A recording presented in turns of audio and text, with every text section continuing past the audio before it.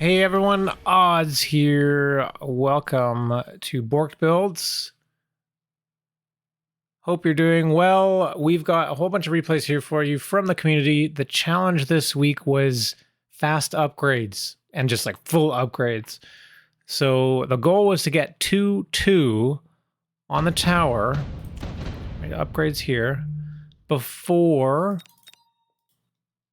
ever teching one of these techs on a unit here. So the purpose of this was just to show, how effective and explore how effective upgrades can be in the game early or at all. Maybe some people don't actually buy upgrades often. So I think this was a good exploration for a lot of people to realize maybe how strong upgrades can be, or maybe if they're not worth it in some cases, worth it in others. So that's what we're doing here. I think we've got 6 replays that we know work, and then there's about 10 replays that got corrupted from the patch. So I'm sorry, I feel really bad about that. I wish that I could do something about it, but I know some of them just don't actually work anymore. Some of them do. And unless you say that it works or not, I don't really know. So I think going on in the future, if there's a patch, it would be helpful for the people who submitted to go back and check their replays and see if they work or not. I know a couple of you did, so I appreciate that. Yeah, thank you, JD Howard and Evil. One of them worked and one of them didn't, but we got a lot of replays still here to go. So anyways, we've got... Dower 208 just subscribed for 3 months. Thank you for the sub, JD Howard. Appreciate that. I don't know why you keep subbing. Like, I should be giving you the subs. You make tons of content. Like, but I appreciate it. Thank you. So this game, Evil is our hero in the red on the top. Now, someone mentioned that I might be able to swap. Oh my god, it worked. Control T. We can swap Evil to blue. Evil and blue on the bottom. That's amazing. That's amazing. So if you guys don't know, hit Control T in the replay and you can swap sides. All right, so Evil Giant Spec Extended Range Saber, and Moonwalk is red with Speed Spec. And wait, what? Round 3, we've got 2-2 already. My god. My god. Did I miss something? That's like as fast as it gets, I think. And a Vulcan? Wait, hang on. I think this was like actually round 2. Let me just check this, because I remember him saying something about maybe doing it on... It can't possibly be round 2, right?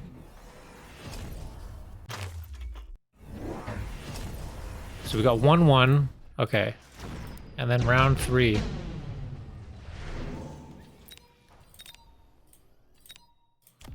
Round 3, we've got 700 bucks. Just immediately goes to 2. That's awesome. Red Scare, I saw that you submitted a replay. I don't know if it still works or not. I don't know if you can check that or not. Because it was pre-patch. So right now we're just going to watch the ones that I know work, and then if anyone joins the chat and says that, hey, the replay does work, then I'll add them to the list as well. Thanks. JD Howard, I just play a fun game. You actually can do the legwork and making the content. Okay, thank you. I don't understand how we got this Vulcan here, too. Oh, Giant Spec, obviously. Is there a loan? There's no loan. How did...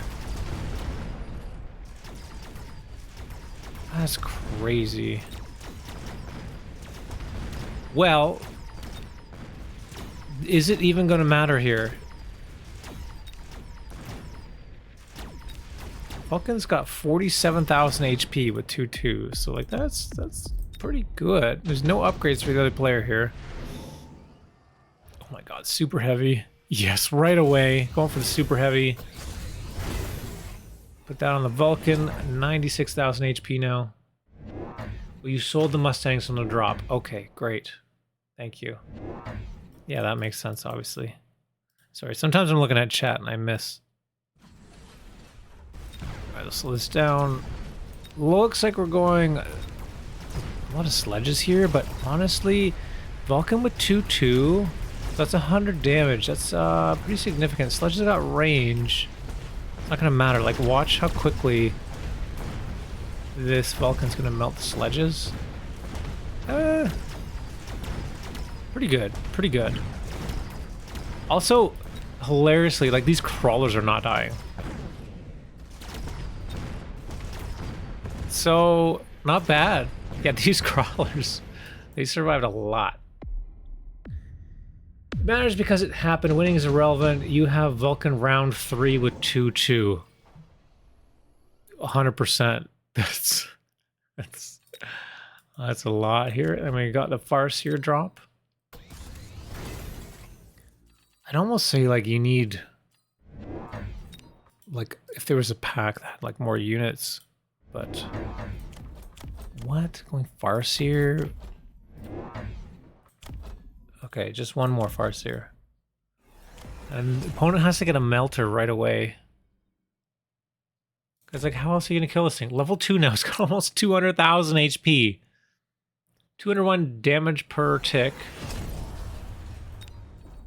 What's the tick rate again? 0.1. Damage per 0.1 second. Look how quickly it's melting all these medium units now. It's kind of counterintuitive, but Vulcan does do well against medium units, especially with the upgrades here. We had, like, Scorching Fire as well. That's actually the ultimate sledge killer.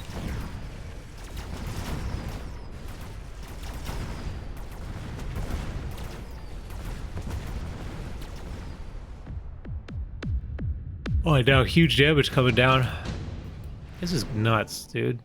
Additional deploy, tank production.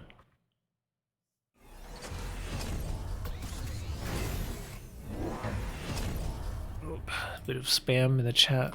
It's okay. And what are we doing here? We got melters, we got marksmen, and budget Vulcans, aka Fire Badgers. Evil goes for some more sabers with range. Interesting. We got level 3 sabers as well. So these can pop those melters pretty easily. So it's not Vulcan melter, it's Vulcan saber. Let's see. So right side looks like it's got a lock. Oh my god, and left side just like pop them right away. Huge damage. These guys do, what is that, 25,000 damage? Almost 26,000 damage a pop. It's massive.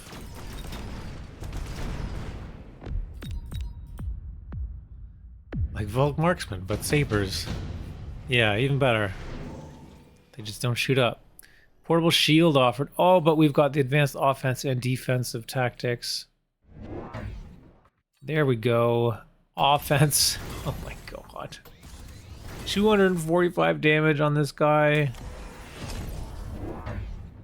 It's over 31,000. Oh my god. How much health do these melters have? 30,000. So the sabers one-shot the melters. That's disgusting. That's disgusting. The thing is, look, there is a lot of medium units, but your Vulcans are now level 2. They're 2-2. Like, they do a lot of damage. You've also got that extra advanced defensive tactics. These are not going to survive. How much HP does Vulcan have? Almost 200k. This one's 100k because it does not have the super heavy. Yeah, like, what are all these marksmen gonna do? I wonder. So we just need to not get locks on here. Oh, opponent does not have range on the melter. That's unfortunate. Does get a lock. Oh, it's actually gonna get the Vulcan here. No.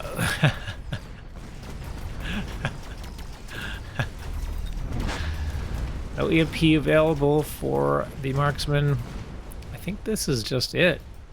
It's just too much damage on the board. Too much tankiness. The units could not die. Just surviving. Nice job, Evil. That was disgusting. 2-2 by round 3. And a Vulcan. I've never seen anything like that. That's crazy. That's crazy.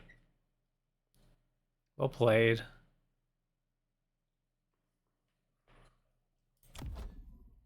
I wonder if they hit range here, if it would have helped them out a bit. I mean, even if it helped them for a round, like, you're in such a good spot. Opponent still got no upgrades. You could just put another Vulcan. Snack Trash just followed. And that's how you're gonna, like, you're just gonna clear all this medium units with the Vulcans. You could click Scorching Fire, another Vulcan, and then that way all your sabers are gonna get locks and We stuff reached too. our followers' goal of 230. Thank you, everyone. Thanks for the follow, guys. I appreciate it. Thanks for joining me. Pew pew. So now we've got, I believe, Drath. Let me double check my replays here. Or my Discord, rather. Drath. This is a hard one. Did it on casual, not sure the MMR, but I am around 1500 usually. Okay, and we can swap sides. There we go. Oh my god, that's awesome. I love that we can switch sides now. So Drath in the blue trunks here, up against press X to Jason in the red on the north. And we're going to try to pay attention to when these upgrades get clicked.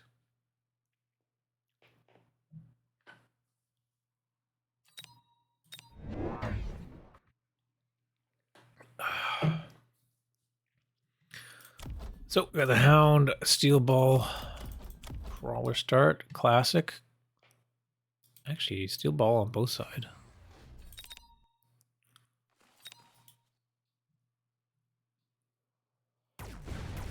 I don't know, you guys. I've been trying a bunch of like random stuff.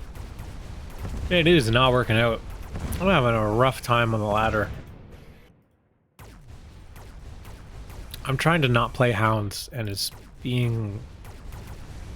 been difficult, I'll say. But I'm also trying some dumb stuff too. Like, I've been running, what is it called? Field maintenance on Overlords. I don't know, they get tanky enough, they just don't die. So I got like field maintenance and also like wasp spawn and chain gun or whatever it's called. And photon. That's been kind of fun. I feel like some of the field maintenance techs are actually like kind of good. It's very cheap now. I've had some good luck, mostly because this is the first time I knocked out Borked Build early, so I have just been playing without challenges and have jumped up in MMR. Hey, that's awesome. I'm sorry that I'm the reason why you have low MMR sometimes. That's what casual's for. Hey, Odds and Chad and Odds. Hey, Celestial Cato, how are you doing? Okay, so round 2, we do have this Phoenix here. We've only got one upgrade attack so far. Actually, we got Phoenix on both sides. That was a drop, I'm guessing. Yeah. Oh, excuse me. Yeah, it's been a tiring week.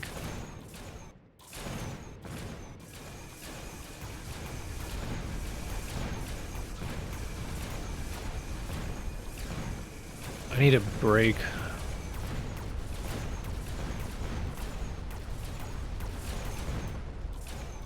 Not from Mecha, from the rest of life. I have a question. Can these challenges be done in 2v2? Traditional, I mean, like, you can do it, but I'm not gonna feature the replay. Unless it's, like, really cool. Like, as I've mentioned before, like, rule of cool, Like that's what we use in when we play Dungeons and Dragons with my friends. You know, something's really cool. Yeah, absolutely, go for it. But probably I'm not going to be showing many 2v2. Maybe I'll show 1 or 2 if they're like particularly good. So you're obviously free to do it.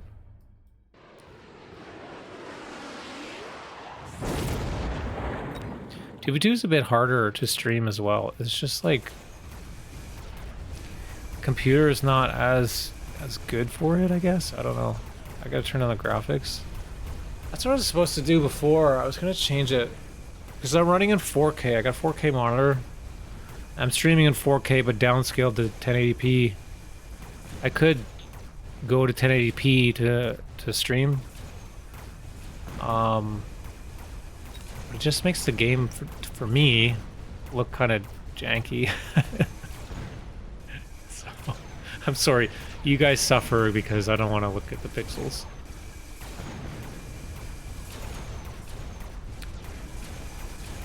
Mage is my favorite in D&D because it's just so cool. Bro, we just got back from holidays. I know, but I need more holidays. It's not enough. It's not enough. It's like when you finish your holidays and you go back to work and you realize, like, that you don't really want to be there. You know what I mean? Alright, we've got +2 now on attack. Still waiting on that last upgrade. Long time till our next break.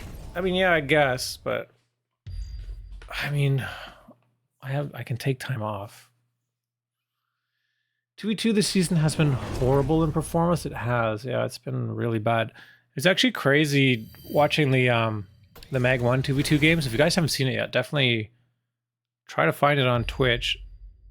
Maybe it'll be on YouTube. It should have been on YouTube this week, but it hasn't been yet, which is weird. But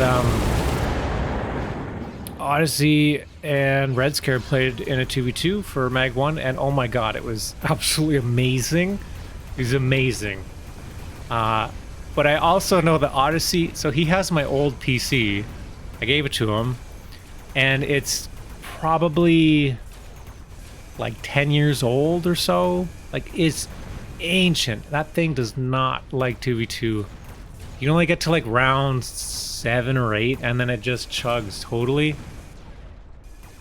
But thankfully, they played the games, and they won before his computer lit on fire. So it was great. Sorry, lots of chat here. I just had to go back to work after 1 month of parental leave. I'm cooked. Yeah, man, that sucks. You must be exhausted. Sorry. Advanced tactics. No overkill.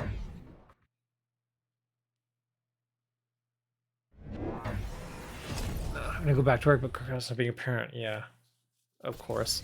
Yeah, my wife's sister also just had a baby about well, in December.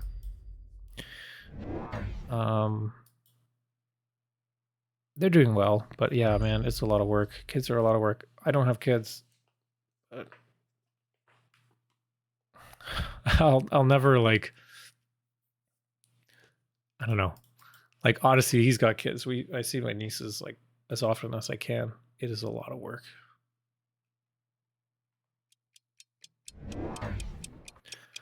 I have a RX 584 gigabyte. I know the lag.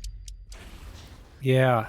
What is Odyssey? Odyssey's got the GTX something. I don't know. I can't remember anymore. I've got my box back here. Hang on. I think we're +2 now. I've got the RX 7700 XT Radeon, which is a pretty good card, but I mean, I don't know. 2v2 is a lot on 4K.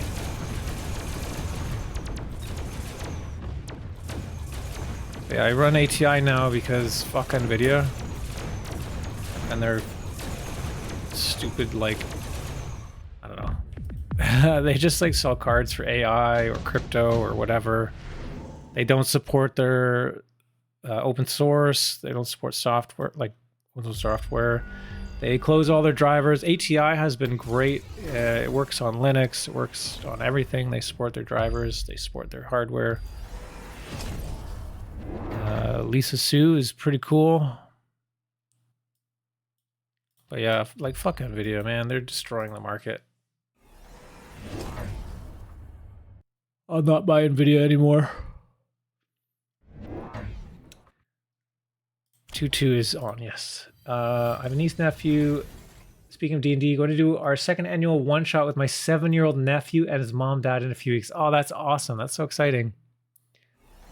SIM card got it switched to Linux. Excellent. Linux is great. My mom will be playing as well, and it's her first time playing D&D since the late 80s when some friends heard did a bad job explaining it to her. That'll be fun. It's great having family that wants to play and do that. D&D is only ever as good as the people that you're playing it with. That'll be fun. Also very exciting too if you're into alcoholic beverages. Mixing that with friends in D&D is quite a nice experience.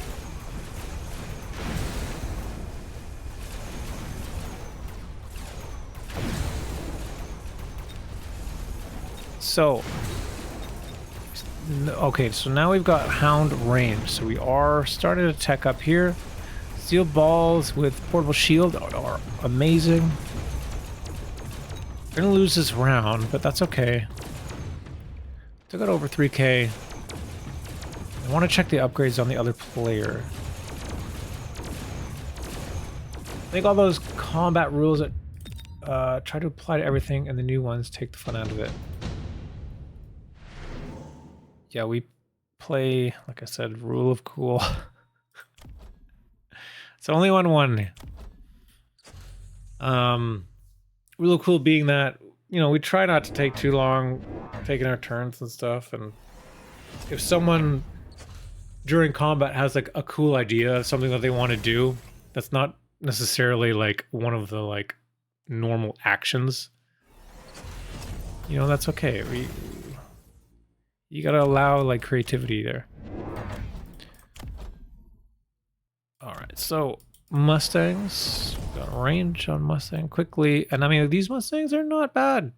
With 2-2 already, at the 48 DPS, not DPS, 0.4 seconds, so 48 per almost half second. So that'll help against, I'm not sure what. I guess the Wasp. We do have aerial spec on a level 3 Wasp. That's pretty crazy. Yo, that's a lot of Mustangs, actually. Is there no... Okay, so there's no armor on Wraith. So Wraith could be handled by Raiden Mustang. We also have this amp core on the Raiden. Extra 50% HP and attack. That is a big, big boy there. 18,700 damage per shot and almost 70,000 life. 18,000. That actually one-shots these Wraiths. That's crazy.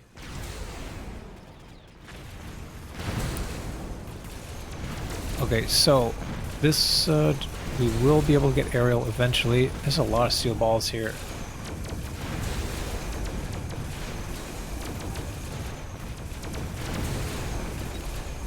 Tower. Oh, one of them got locked on. Oh, it did not. It died. It died.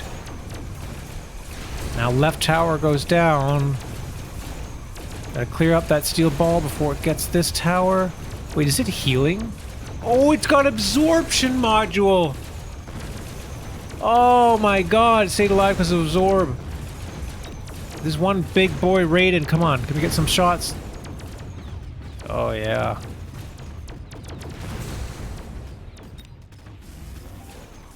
This could kill everything. Why is it only hitting one target? I swear, sometimes these things are the dumbest thing in the world. Sometimes they're the smartest.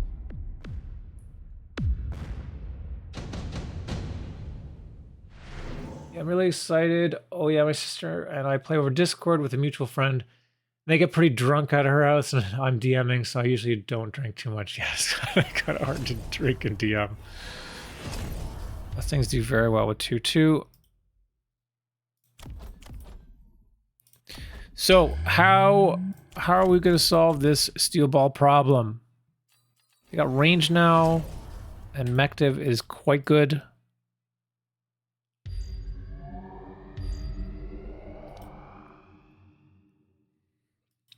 Yeah, the chaff clear for Drath is not good. Nice job bubbling though. That's gonna help keep your everything alive here. You're basically chaff clearing with Mustang. I guess it's possible since we have the upgrades. Still only 1-1 over there. I love this beacon. That's great. Here we go. More Raiden. One more Raiden range. A little bit more Hound action. All right. It's not bad. The problem is the balls. The chaff clear is very good with range and artillery array. I'll just see how that works. This might be a really decent ion here.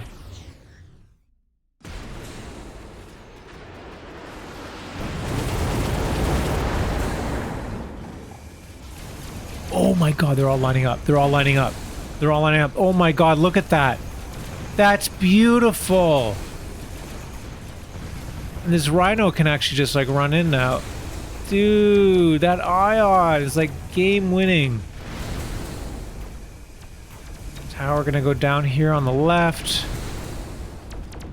That was such a sexy ion. Oh my god.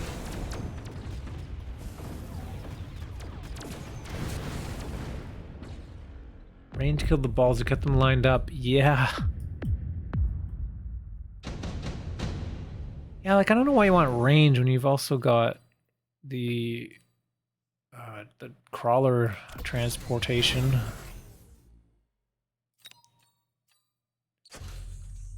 Little shield. Ooh, steel ball production. That's very good. You can put that on the safe side. Yep, great. That's a good spot. I mean, you can put it here too. Usually you put it on the one that's going to live the longest, which I think is this one, since all the pressure is coming down on the right side. So they'll be able to spawn here. We're going to get another beacon. Yep. Might be worth starting to try to flank. Maybe it doesn't matter. It's going to play far forward anyway.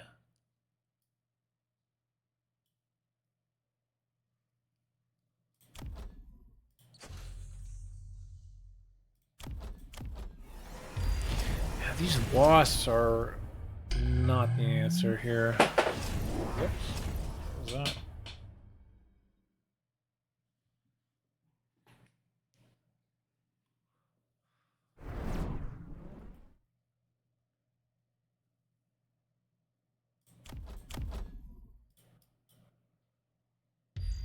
So this Rhino, I mean, do we have a sale? I would like to sell this. Grab that heavy, put it on one of the Raidens, or steel ball, level the steel ball. Probably the Raiden. Because this guy is just running in and dying, the steel ball. We have a tech on here, it's a bit wasted. Alright, let's see what happens. Do we have any more techs? No. We have our own mechanical division.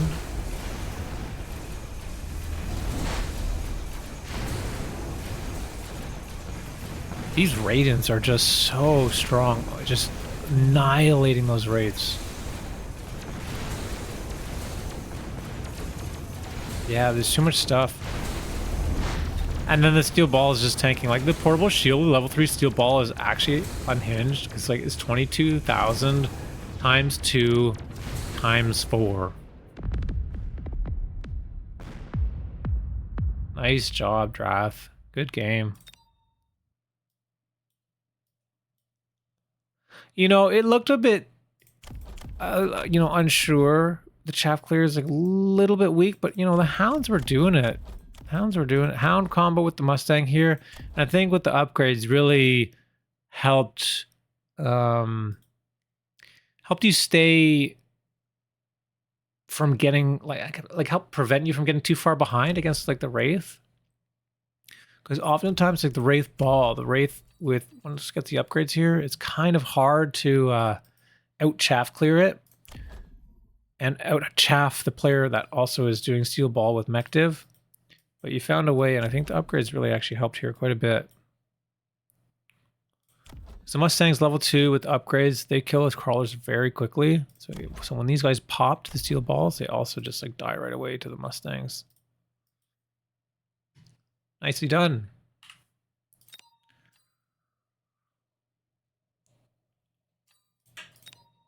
All right, we actually have someone new here. This is Unsanity.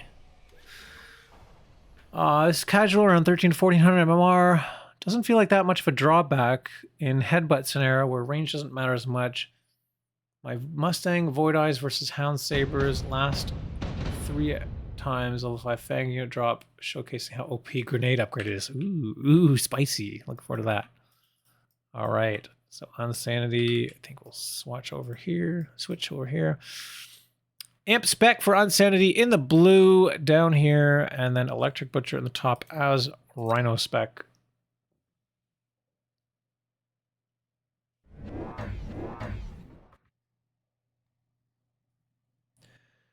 One of the more fun sessions I have is with the RPG called Shadows of the Demon Lord. Haven't heard of that one.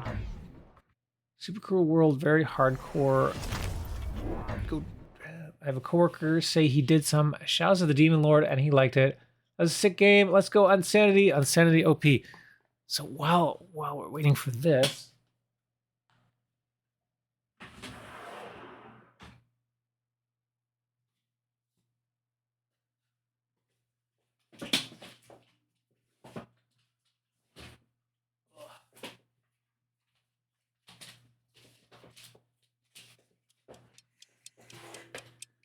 so I also was a DM for a while, but I was DMing, let's see, Adventures in Middle Earth, which was a lot of fun.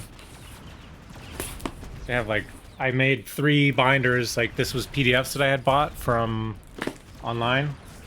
I ended up like printing them all out. And here's like the lore master guide. I have like, I don't know, however many pages, all my notes and things. That was a lot of fun. You guys know me. I'm a bit of a Lord of the Rings nerd here. I felt like, hey, if I'm gonna learn a fantasy world, why not learn more about Middle Earth? So that was cool. It was a little bit different. It actually has a really cool system in it called shadow points. And so basically, you know, in the world, it's supposed to be like a hero, right? Or you know, a lawful, not lawful, but just a good or neutral player. Evil acts will attract the eye, basically.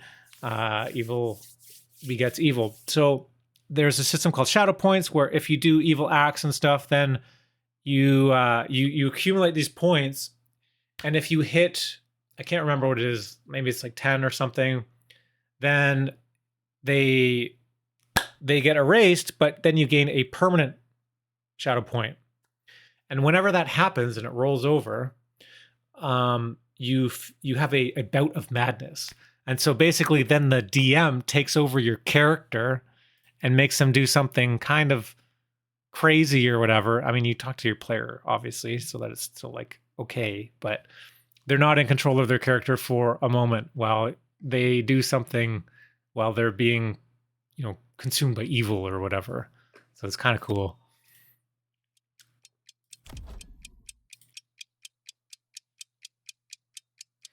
I played a changeling, so creepy, taking people's appearances and infiltrate places. I'm still here, says Evil.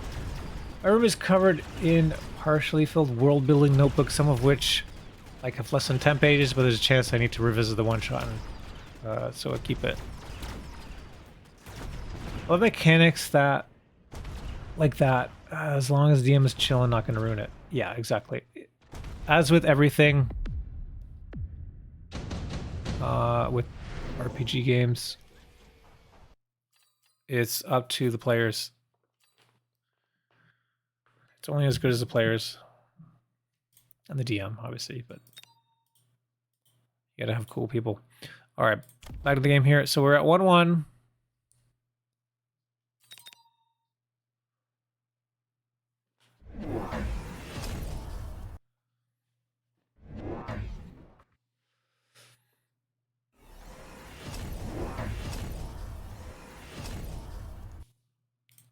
All right, 2-1. We have like, you know, the Mustangs start here like up on the line with this small amp core. It's like kind of cool.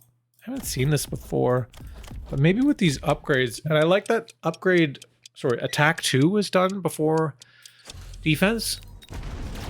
Because this should actually help quite a bit. Actually, these Void Eyes get good locks on that Saber as well. We don't really have chaff clear. Oh, they all get melted now. Never mind. There's not enough to protect the Mustang. They're very fragile, so we just got kind of run over.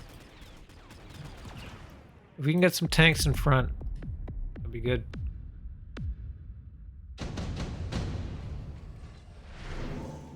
My district is out of energy. Gotta turn on the notebook with phone Wi-Fi. Oh. Yeah, we're having like a snowstorm. Hopefully I don't lose power. Gentleman's agreement to ignore the other tower. Well,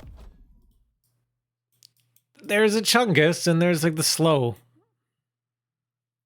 It's not completely undefended. Bear like added this to the game.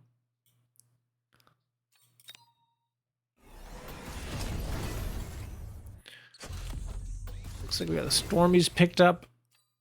And the Wraith for Unsanity. Yeah, this is great. This is exactly what you need.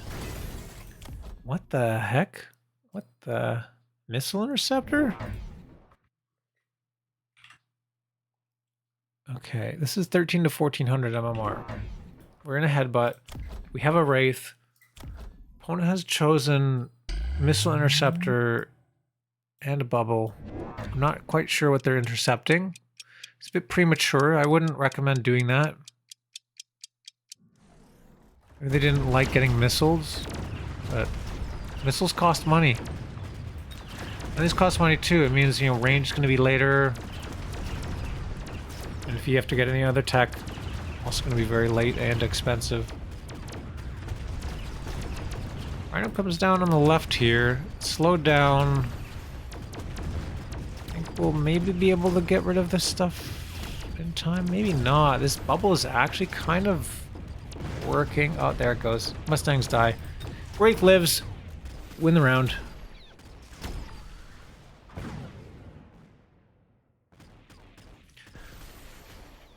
Hey there, what did I miss? We watched, I think, 2 games so far. Evil had absolutely unhinged round 3, 2-2. It's actually crazy. Like the slow over the walls. It's apparently just me. Oh, hi. Sure.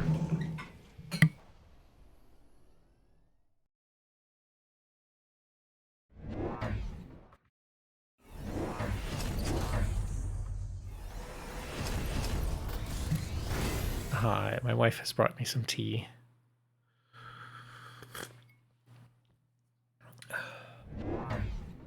Mama odds.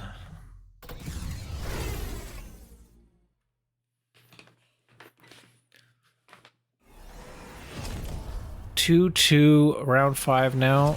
Ooh, armor picked up on Hound. But looking at this, oh man, this Wraith with haste mod, that's actually dirty, dude.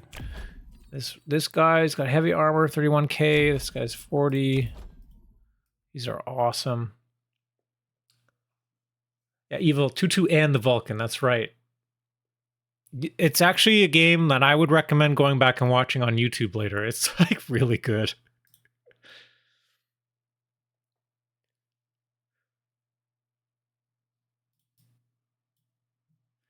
I don't know if you saw my earlier message. Odds can't confirm my replay versus you. Is fine. Okay, thank you, Red Scare. No, I missed that. Thank you. Are you East or West Coast or somewhere in the Great White Hinterlands? I mean, in the Great White North of Canada, we do have multiple time zones. We are one of the largest land masses in the world. We have the most lakes in the world. I know that. I'm not sure about land, though. I think Russia's the biggest. But... I'm on the east... Not east coast, but I'm in eastern central. I'm basically above New York. I'm in Toronto. Toronto, where the raccoons live.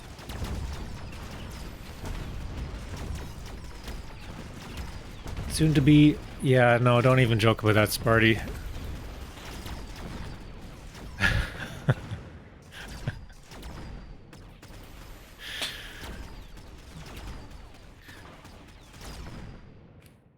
Hey, what's going up with my thing here? There we go. It's so stupid. I hate it.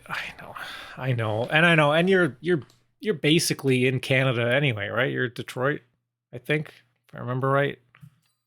I'm not saying you're Canadian, but I'm saying we're more closely related than southern states, for example.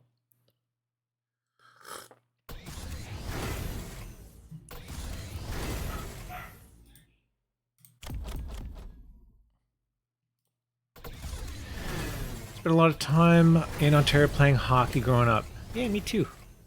You have Timmy's here. Oh, God. Detroit's nice. Detroit has, well, I know from cycling, Detroit has an outdoor velodrome, so that's cool.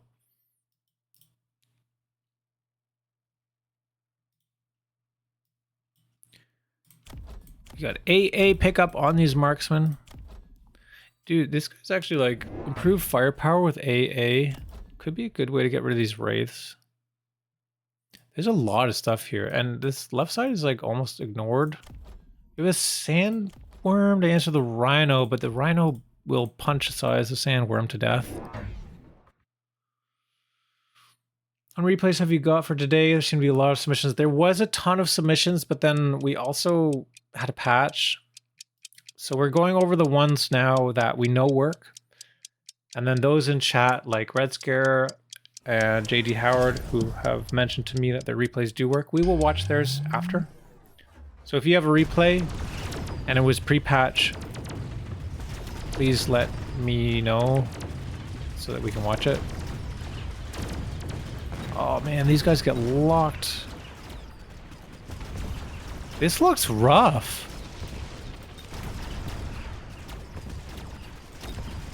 Oh! But we got EMP armor. EMP armor. Oh, wait, what? That sandworm won because of the help of the AA anti-armor cannon? Crazy. Oh, that feels bad. In a super realpolitik way, I do think Canada as an American vassal state sometimes. Does that mean we should be trying to pick fights with allies, though?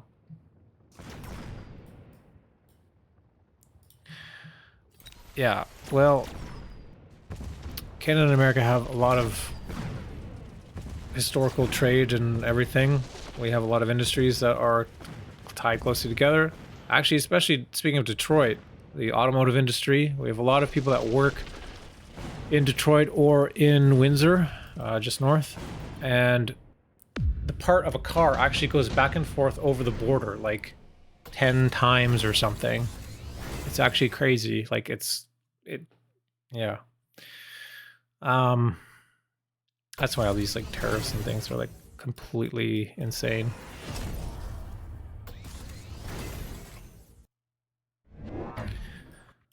And that's also why now we have Canada has a lot more partnerships with other countries. We're looking to expand trade outside of the US. And there's no one to blame for that other than the US.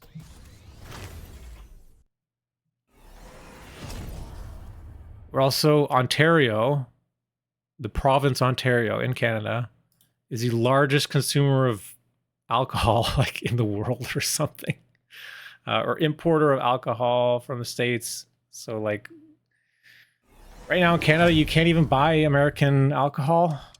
Most places won't even stock it. So I know Kentucky bourbon has really died. A few other like alcohol industry or alcoholic companies or whatever. LCBO is the single biggest buyer. Yes, that's right.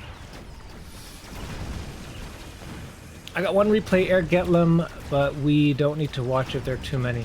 It's pre-patch. I don't know if it's working. If you could check it out, then we can watch it. Woof, Dachshund, woof.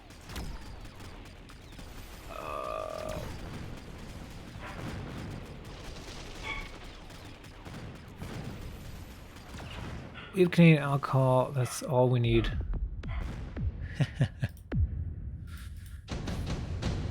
It's actually funny because one of our like most Canadian alcohols, Crown Royal, they decided to move some of their production into the States, and then everyone in Ontario flipped out.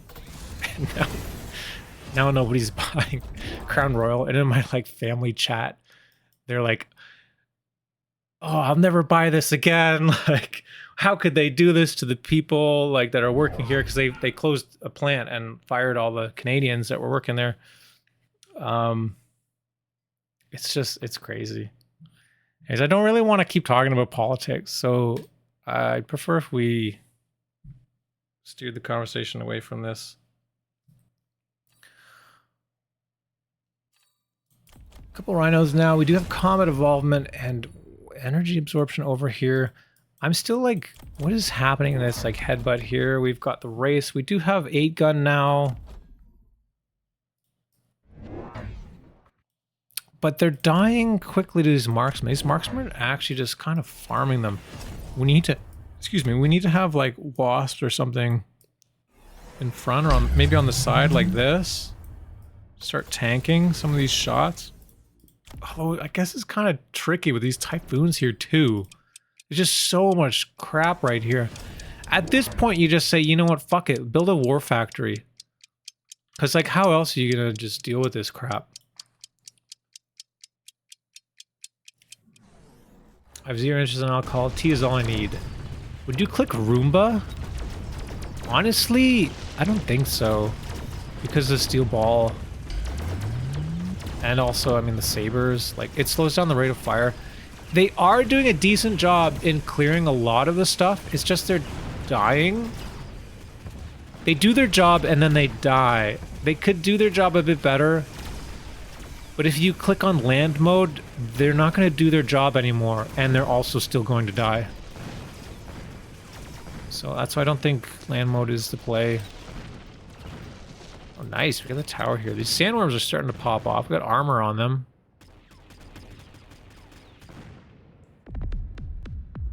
I almost haven't played any 1v1 this season. I'm too busy playing 2v2. It's slower, so it gives me time to knit while I play.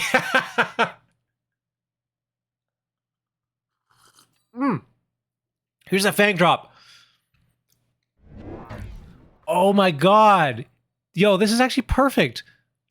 So like I've been saying, like we have a little bit of a chaff clear problem. Like the wraiths are doing good, but not great. They're dying, whatever. Now we get level 5 Fang drop. Range grenade launcher. This is going to be amazing. Holy shit. 428 damage for 1.5 seconds. For each of these fangs. That is a lot. This is such a great find, Unsanity. Yeah, kudos for finding this play amongst the choices here. I think this is great. Let's slow this down. Okay, bubbles pop.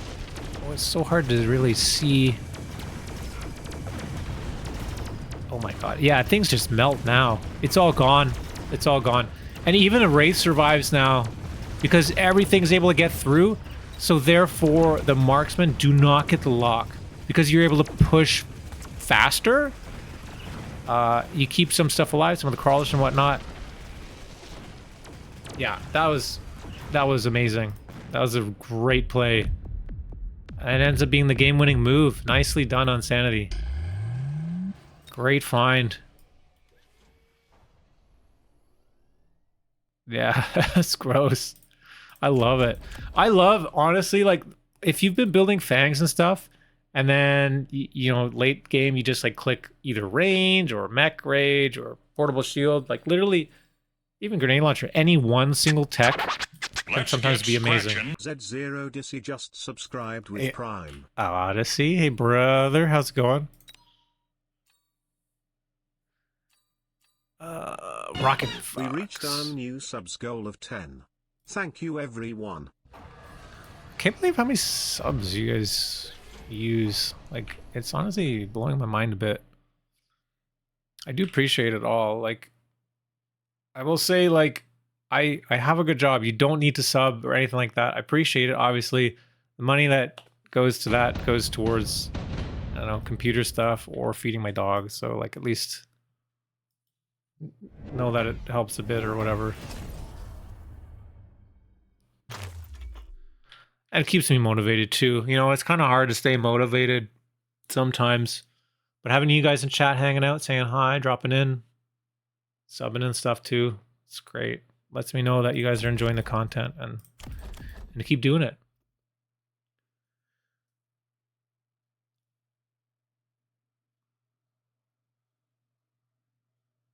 Armored sledges would also be a play. Yeah, it could have been. I think it was level 3 sledges that dropped that turn too. Honestly, OP. Even if you play Fangs from turn 1, you might not have 3% level packs of that turn. It's literally carry Fang without warning. With 5 level, yeah. Feeding dog is part of the stream. I know, you know what? I said I would get like a camera or something. Maybe I should bring the dog down here. She still had to eat her dinner, so my wife was feeding her upstairs, but at some point, maybe on like a weekend stream, I can bring her down. I need to get like another camera or something and have like a dog cam. That could be cool. She does like to try to eat the legs on my chair though, which is kind of annoying because it's metal. Learn a ton from your Meta Mondays and other YouTube stuff worth $5 now. And again, thank you. I appreciate that. Hey, we've got the 1,000 subs now on YouTube, so finally the ads are actually giving a bit back. So that's great. It makes it easier to keep doing stuff.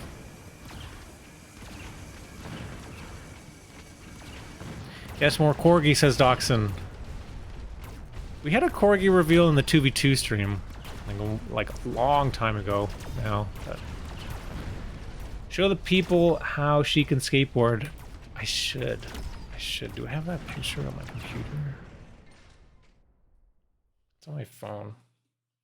It feels weird to put the phone next to the webcam. I don't think I have the photos on here. Or videos, but yeah, we've been teaching... The dog's name is Bree. We've been teaching Bree how to skateboard. She's pretty good at it.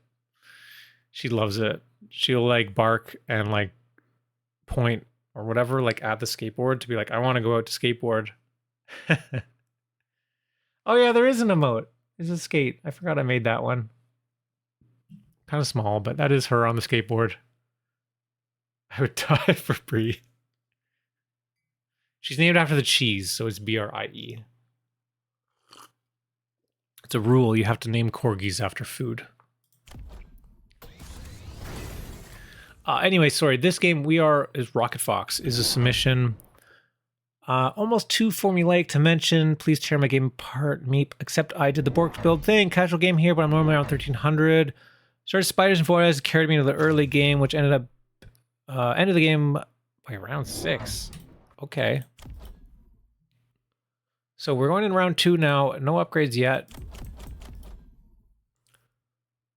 Concerned Doge. There are ads on YouTube. Ads in Confuse U-Block Origin. I used to have a Raspberry Pi that blocked all my ads across my entire network, which is amazing. But then I switched to fiber internet, and now it's like I don't have a separate router and modem, so I can't as easily intercept the traffic. I can do it, I just haven't gotten around to it, because I essentially bricked the Raspberry Pi when I switched, because I didn't... what do I call it? I didn't like log in and change it, so like basically I can't get into it anymore. Fleegugigu just subscribed with Prime. Thanks for the Prime sub. Fleegugigu! Hey, I know you. I'll read your book this weekend, I promise. Sirius Cow King just followed. Yeah, RocketFox is our hero this game. Portable shield picked up for the tarantula. Just got +1 here. Oh, +2 now. Or sorry, 1-1. I've seriously used it so long, I don't even remember YouTube has ads. And every once in a while, I use my phone for YouTube at someone else's house, and I'm all like, wow, this is horrible. How do people stand this? I know, I totally get it. But U-Block Origin, sometimes it stops working. Because I have it and I see ads sometimes. It's worse on my phone for sure, but it was great when I had the Raspberry Pi because, like I said, it blocked it on everything, including all of our phones. Blocked ads on the smart TV, which, why the fuck can you not buy a regular TV anymore? It has to be a smart TV, and software included, so they can shove ads down your throat. It's like awful. The only way to block it is through the network, which was cool. But I really should set that up.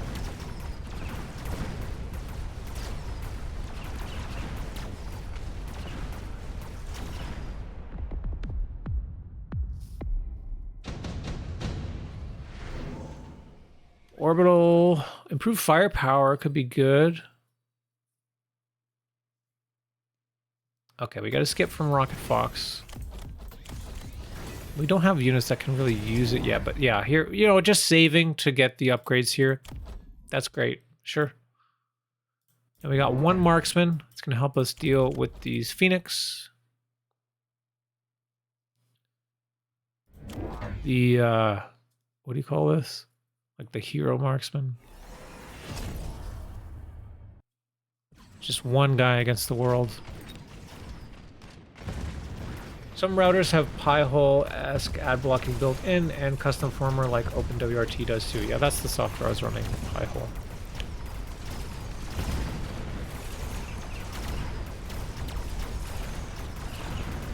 Oh, my friend said, so he set up something else. I think there's a new... I haven't looked into it much, but I think there's like another thing. It's not Pi-hole, but it's a different one. That's better. I can't even remember the name or what he was saying, but yeah, the Copium Marksman. Thank you.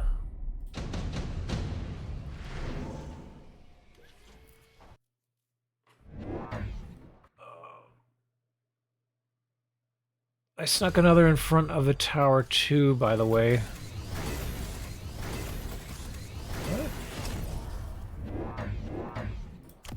Oh god, this guy here, you can't even see him. Okay, fair enough, fair enough. Nice, so you done it, you got your upgrades now. Now you can get range on Tarantula. By the way, next week we're going to be doing no range techs for Borked Build Challenge, which was suggested by Amarok, who you guys all know and love. And I'm starting to agree that it's kind of interesting. Like, yeah, sure, like you guys sometimes play games where you don't end up buying range. But by purposefully not having range, that opens up your tech bar.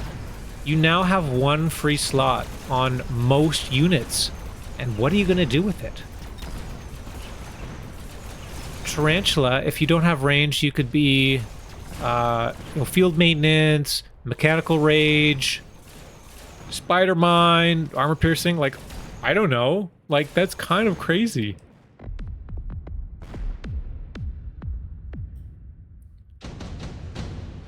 Need extra tech to play with. It could be fun. Anti-air counts. If we go no range, I can just play my basic setup. Red's no range, too easy. Yeah. Play aggro, pray for a good game. It's not necessarily about like being a difficult challenge or whatever, like just ticking the box of getting it done. It's like what's cool is like the creative part, the thinking about it and trying to take it to different places. Like anyone can play like Typhoon Boat or something. You don't need range. But that's something that we've seen like a million times as well.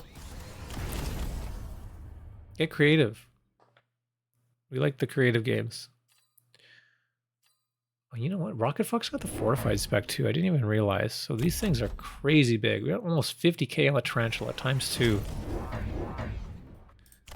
Wasp. That's good. Yeah, Wasp will be good against the Phoenix and the marksman here. There's nothing really else that shoots up, so it's going to do a very good job distracting those. I grabbed Overload and Charge Shot on Phoenix, so they only had 70 range. Range is usually better than whatever the 5th best tech for unit is. Yep, that's why it's, yeah, interesting. Once upon a time, I suggested it in the Mechabellum Discord that range on range units and maybe mech rage on melee units should be stapled techs that don't occupy your slots, just so limiting that you always need to have range on the bar.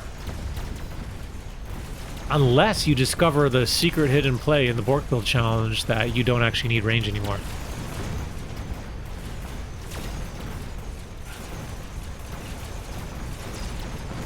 I don't like making things too confusing. Like to say some units have techs that you can't remove or whatever, and they have an extra 5th tech or something. Like that's too confusing.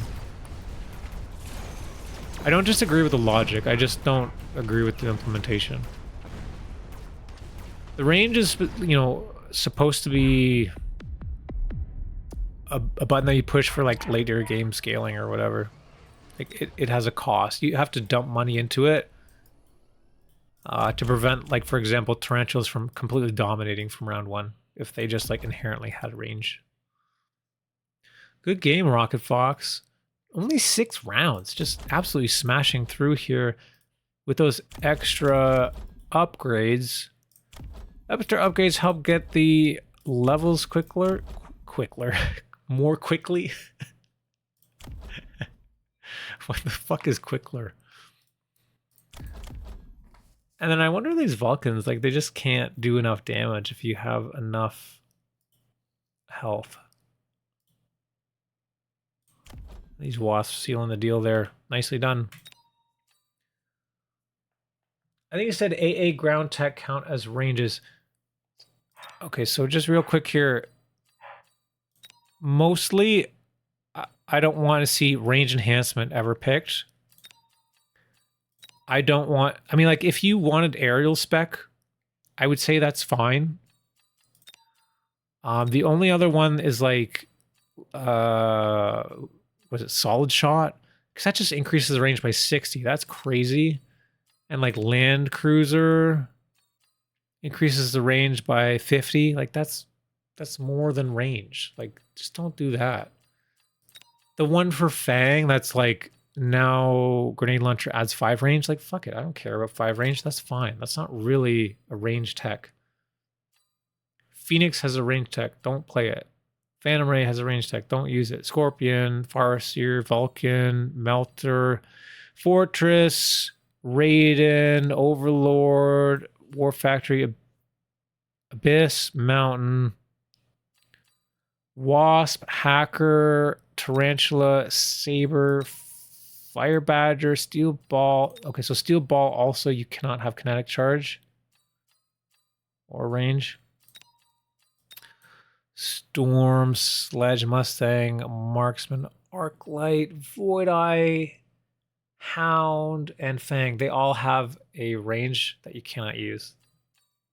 So hopefully that makes sense. So we just saw rocketfox, so now we're up to HoldFast. Like I said all the time, rule of cool.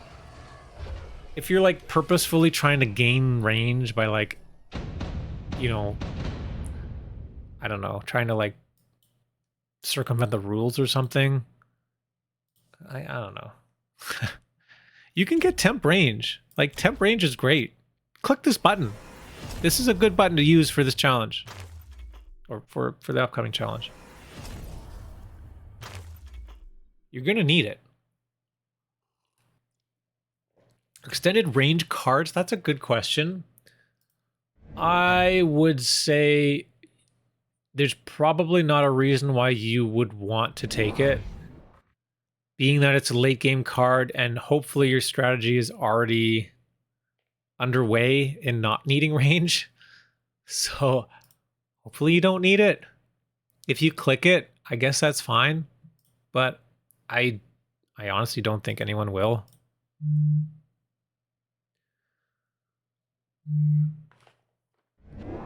You know, seeing it on almost every unit, it's occurring to me that this range thing might be useful. Yeah, it is. I didn't realize it was on everything except for melee units, basically. I did not use temp range. I mean, that's fine too, but temp range is fine. It's mostly the tech, right? Like, I want you to play with more techs. Right now, range is used on every fucking ranged unit in the game. Everyone always has range on the bar on almost every ranged unit. Remove it from your tech bar, try something else. Get some crazy combo going.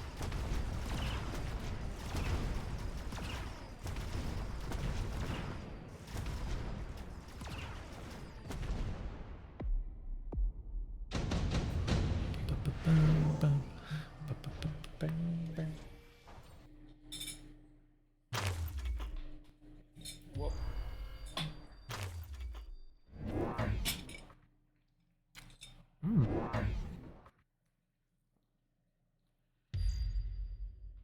Get some cupcakes.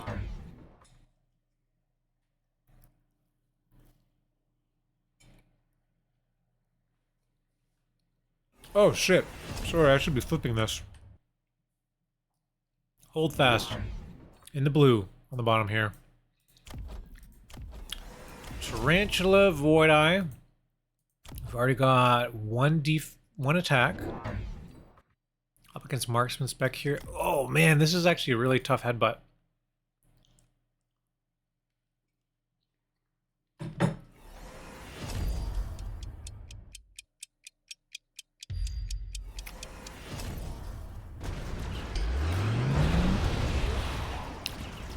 Yeah, this is a rough headbutt. Spider into Saber. I would be looking to sell the tarantulas and get Wraith. It's gonna be very difficult. Let's see how you can navigate this HoldFast.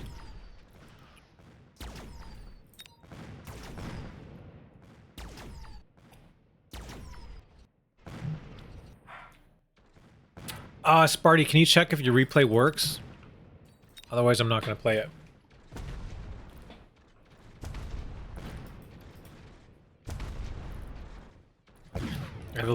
I should have a list.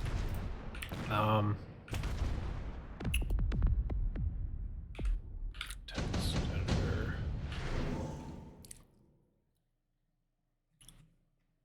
So I'm just trying to keep track of the replays that do work. One is like JD Howard's works, Red Scare's work. Shoot, there was someone else. Spider with defense require 3 saber shots to die. That's correct. If you have... So there is no attack here. So that is 7,800.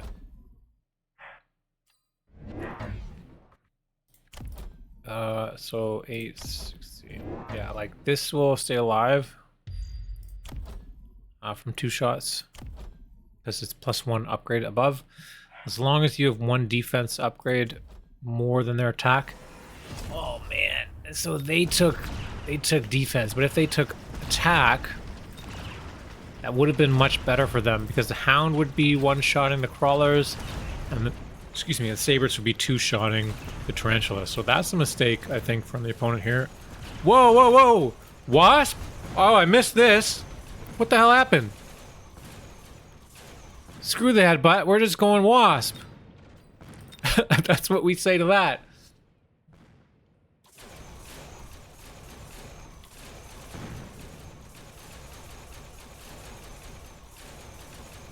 Gospel incoming. That's right. Where's Cheese? Gonna be able to kill everything before these typhoons show up.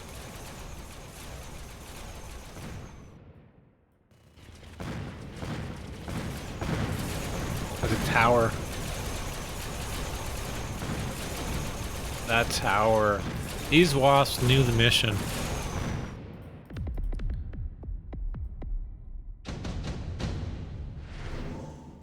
Advanced power system. Deployment module, pretty good too. Improved Wraith. Okay.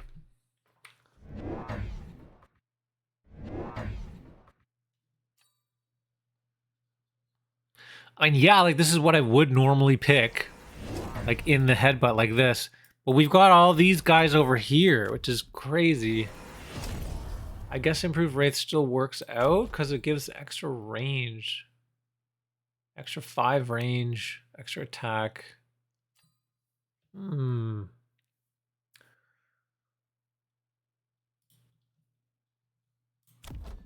We do have +2 attack now.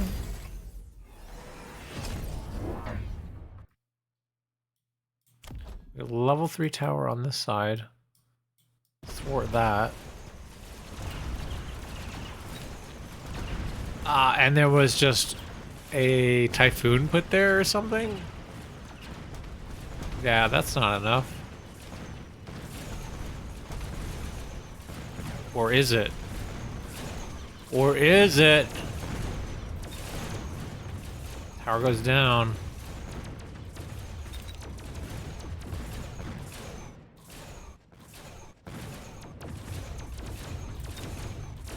This Wraith might even be able to get a level.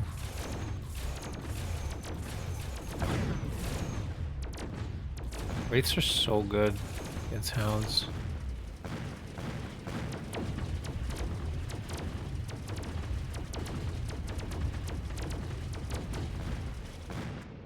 Okay, not bad. Hey-oh, Rhino drop. Wait, what? What are you talking about? What is this? Why would you not pick Rhino? Phantom Ray? Oh, because you want the level 2 Rhino. You need level 2. All right, all right. I see.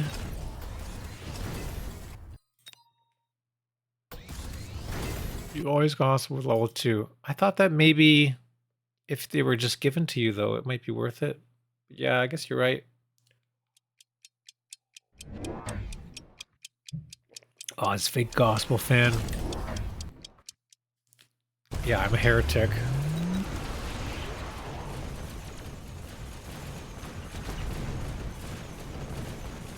I don't know if you guys are aware, but I played against Cheese, the leader of the Rhino Wasp cult, in the Mechabellum Mini Masters tournament, and it was the fucking craziest game ever. Best of 3 series. He won the first game, and it was just absolutely crazy. At the time, nobody was playing Gospel. I had nobody to practice with that could do it, or played like it, or even really knew about it. And I had to just like fly by the seat of my pants, or however you say it, skin of my teeth, figuring out how to play against Gospel. I lost the first game. The second game, just barely. It was like round 13 or 14 or something. It was absolutely crazy. Ended up winning that one, just barely. And then the final game 3 ended up winning that one. Once I had, like, figured it out. But oh my god, is it ever difficult to play against?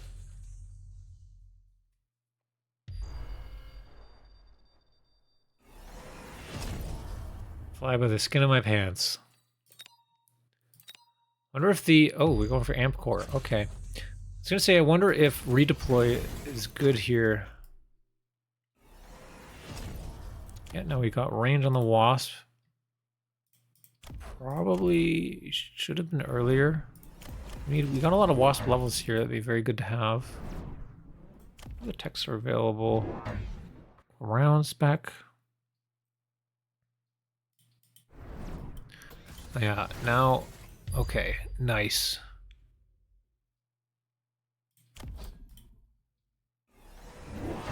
She's really good at dodging your flank defenses. Seat of my teeth even rhymes.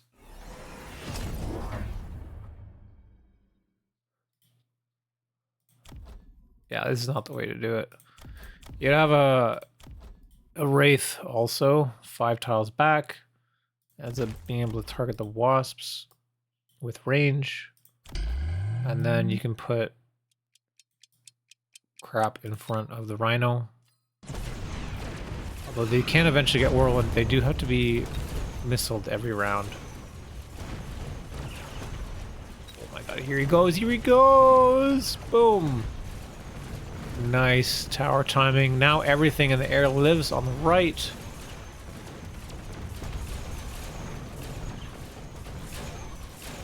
Yeah, classic.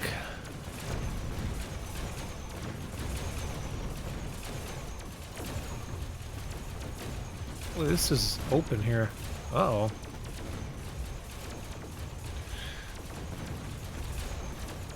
Sometimes I meme on 2v2 with AA Mountain right in front of the gospel. So, yes, that is what I actually did on when I played against Cheese in that tournament.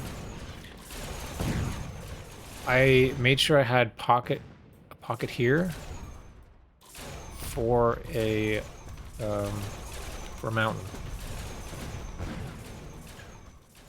This is disgusting.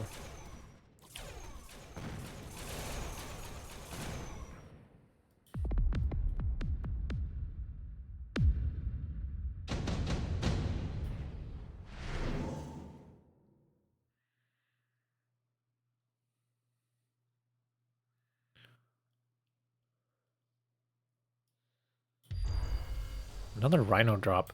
I mean, why not? Just take all the rhino drops. I guess this was... Yeah, here. You've got upgrades on the rhinos, so it's great. Ooh, acid. Okay. That's pretty good, actually. But is it too late? Yeah, now we've got ground on wasp. We still don't have these levels picked up. There's been 3 levels just ready to go. Another level here. Just level the wasps. Wasps are everything. They scale crazy.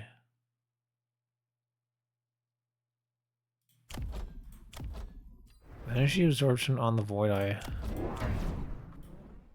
I feel like that... I mean, it's only $50, I guess, but... Could go into wasps. If you can't beat them, confuse them.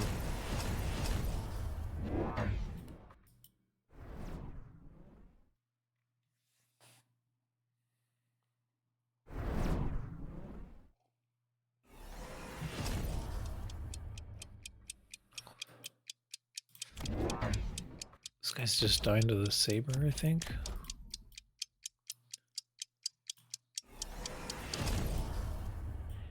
How much health we got in these rhinos? 67,000. 6-7.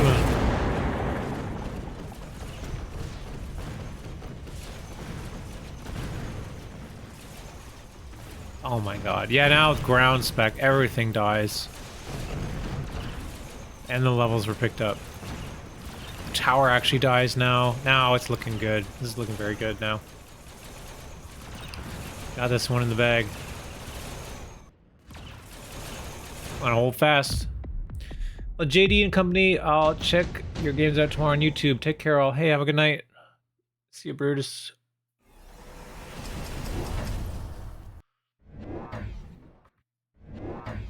Amp core. Heavy armor could be good too. Oh, I see amp core on the Wraith. Yeah, that's pretty good.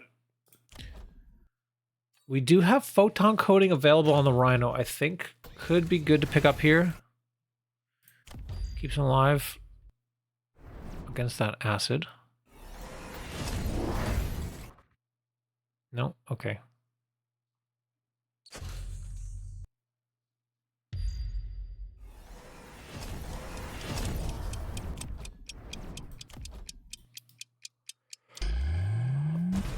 Whoops. Here we go. Yeah, because now the rhinos died so fast there. They also weren't beaconed out of the acid. Oh, hey, but left tower goes down. That might be enough. Actually, that amp core and those upgrades keeping that Wraith alive. Is that... That's not going to be enough, but... Nice. Nice thing is, like, yeah, having good stats also, like, increases your effectiveness of your items. Super heavy. Oh my god.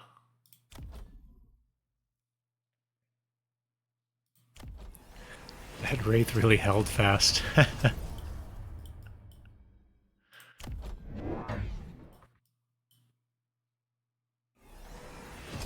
Degen. Nice.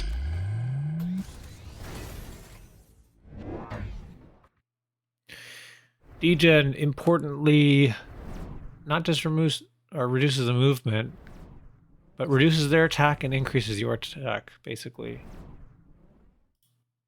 Which is very strong.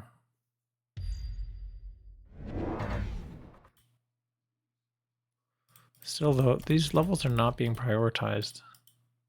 There's 4 of them with levels. I'd be like selling these Void Eyes or something. Every Void Eye is a level. Okay, Degen. Hey, these rhinos are okay. This rhino coming in from the left. Oh, it doesn't make it though. It doesn't make it though. Trying to confuse the opponent using the rhino on the left to get to the tower instead of the one here. Right side is just too strong. That Wraith with that amp core able to tank for those wasps, and that's going to end up doing it. Nicely done, HoldFast. Yeah, I'm no gospel expert, but I think this was pretty good here. My thought was that the wasps probably need levels, need to prioritize levels maybe, but I don't know. Maybe there are other priorities. You had really good moves here with like the rhinos.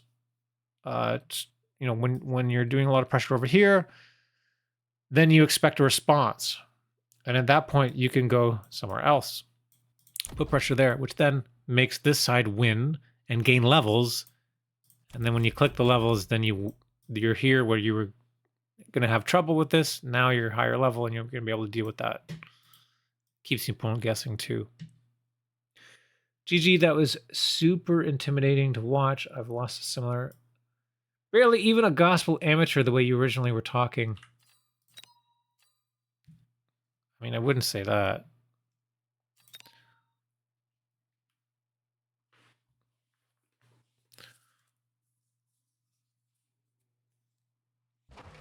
It's the one strategy I taught some of my friends.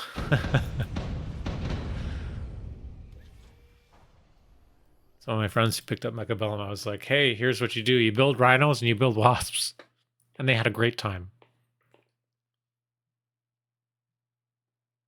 Solidware. Here we go. Solidware in the blue as giant spec up against 201, the marksman spec. Solidware.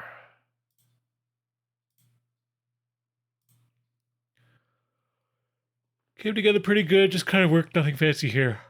Oh, excuse me. Solidware, you were here earlier. Oh, you're still here. Good. Gonna go for the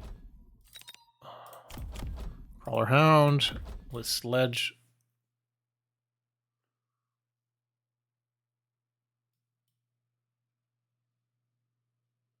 Yep.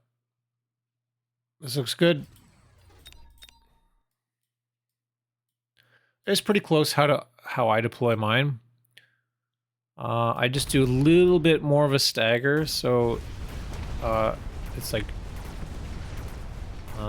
this sledge here is 7 tiles back. This one is 8 tiles back, and then I have these lions a little bit closer here or whatever, just so they're staggered by 1 tile. That way they don't all lock onto the same thing at the same time and like overkill.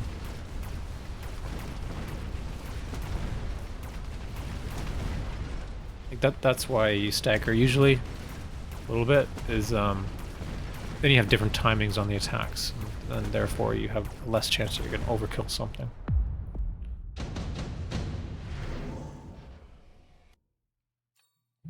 Mustang offered. Steel Ball, pretty good here too, or 2 squads of Void Eye. Void Eye is not awful. But yeah, the Mustang covers you for air, and then you can do whatever you want. You can build more hounds.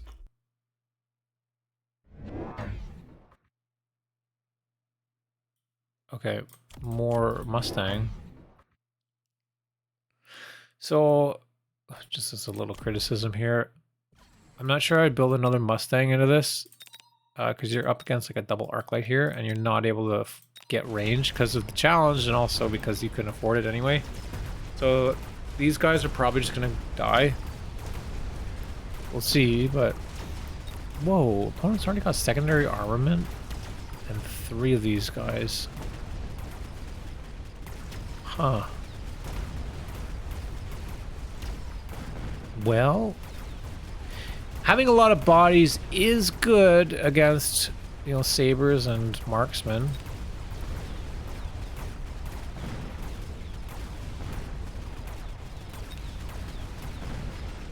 I just worry about maybe feeding experience to the Arclight.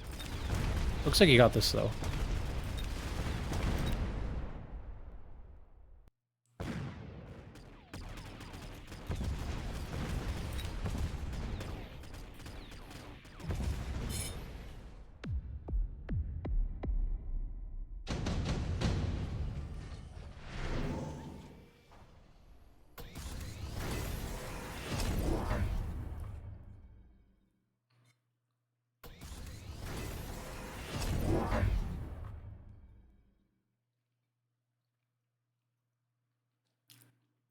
Additional deploy. Don't even think about it. It's too early. Round 3, additional deploy. What?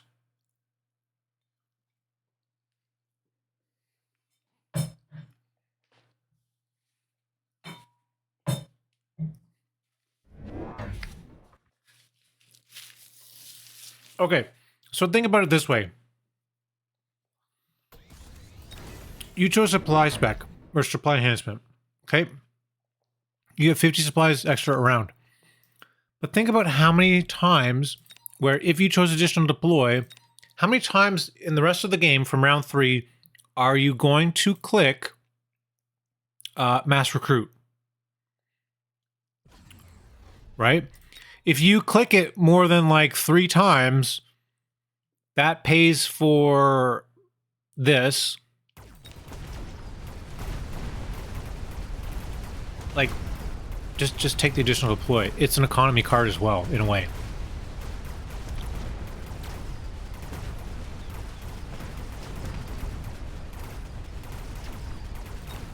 Yeah, it should have been additional deploy.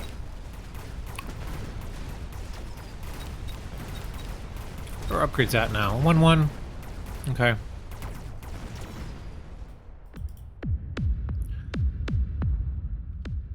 Yeah, he went supply, but I'm saying go additional deploy, because you do get value from that by not having to click this button. often. Vulcan Descent for Solidware. Intensive training for 201. Vulcan Descent, eh? We just got this crazy, excuse me, crazy line of arc marksman here. This, to me, looks like a game that I want to play Sandworm. Or Raiden. Well, probably Sandworm. I'm on Solidware's side. I think it was a play. I don't disagree, but that was my thought. Oh, sorry. Yes, I wanted to maximize the 2-2, and so I was sending carry Stang, Giant Spec, and I was planning War Factory. Okay. I'll let you cook. Sorry, missed your message there.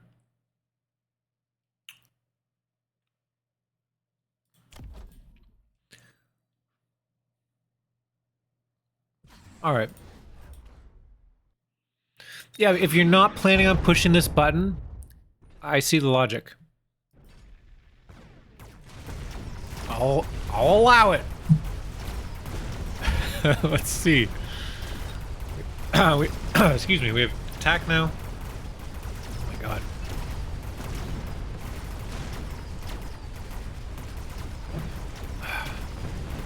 Good tower. The Vulcan play of the day. I do love how instantly fired odds gets whenever someone hits that card. It's just not worth it. You lose so much tempo. But if you have, like, to Solidware's credit, he's got a plan. If you got a plan for it, then great. Go for it. Efficient light. Oh man, it feels so good to be, or bad to be Giant Spec here. Redeploy's great. Okay. If you're planning on playing War Factory, Redeploy, excellent card. I'm innocent, Your Honor. 3 additional deploys? That's crazy. Yeah, I have a video on YouTube. I think I got 3 or 4. It was crazy.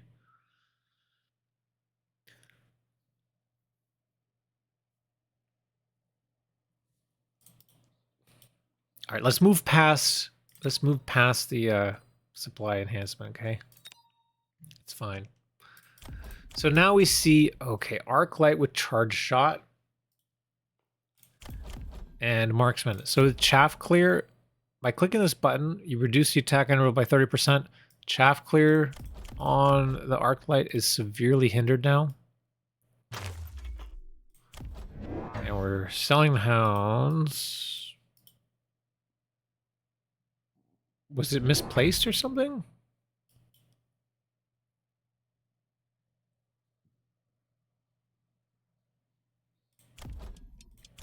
You just don't need them anymore because you're gonna have War Factory and this, you're not teching it, and we got the 2-2.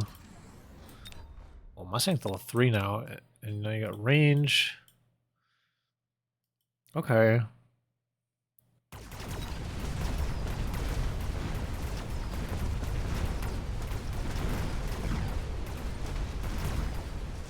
A lot of bodies.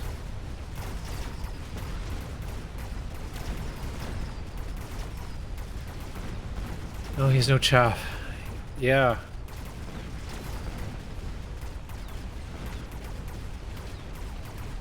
Like, you can literally just make all, like, crawlers. If you add that additional deploy, you can just make 4 crawlers a turn for the rest of the game and not lose. That's how bad charge shot is.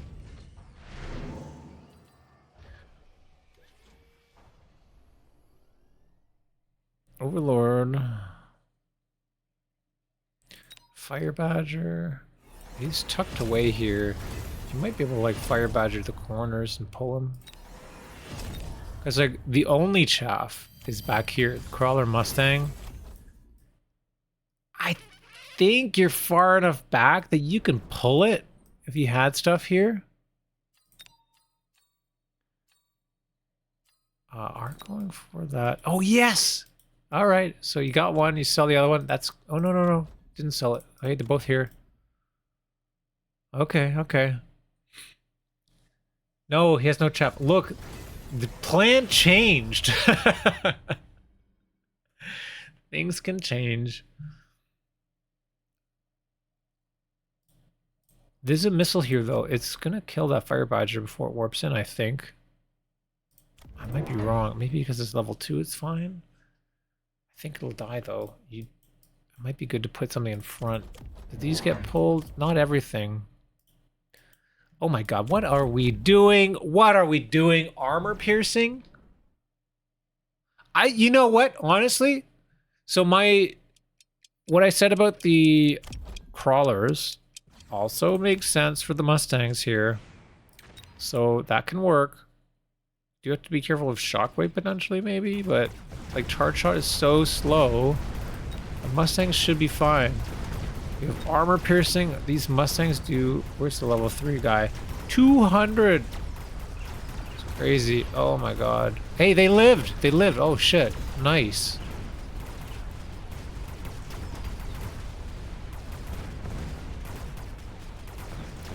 Tower goes down. Now left side tower's gonna go down too. Well, we had extra money from that supply, so armor piercing makes sense. So, round 3, it was 100. So, it's round 6 even. Now round 7 is you're starting to make money.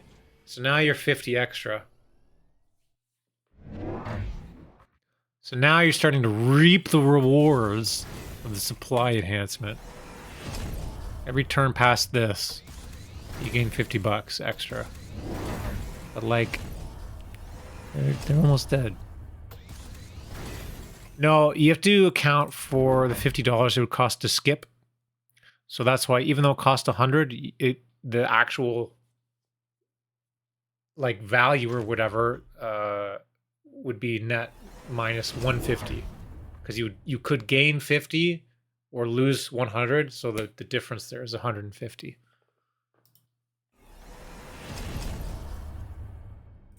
All right, steel ball mech div. That's also really good, I think. Sabers are gonna pop it, but and the arc lights still do pretty good damage to it too, but they're gonna shoot so slowly. There's gonna be crawlers everywhere. The crawler transport. We also didn't grab additional deploy, so that's an additional 150 we saved. Shut up.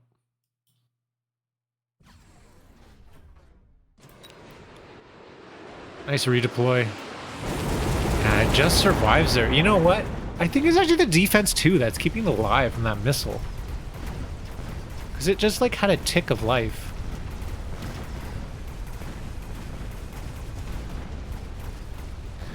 Oh my god, so much pressure on that right side. Level 4 Mustang, like 2 packs of them it looks like. Armor piercing range, like this is, yeah, no chance. What are these sabers doing? Like they don't shoot any of this. And that's gonna be it. Nicely done. Good job, Solidware. Man, you forced out like a couple like sabers over here too to deal with that. And then you sell, move one. I love that play. Keep the opponent guessing. And then, yeah, noticing like the chaff clear is really weak here. Clicking clicking charge shot on arc light slows it down a lot. But all the other stuff is single target damage too. rocketfox UK just redeemed hydrate. Hydrate, thank you. I'm actually feeling pretty hydrated. I just had that tea. Thank you for the game, Solidware. That was good. That's good. Nicely done. Did you feel like, you know, the upgrades helped you here? Because I think they did.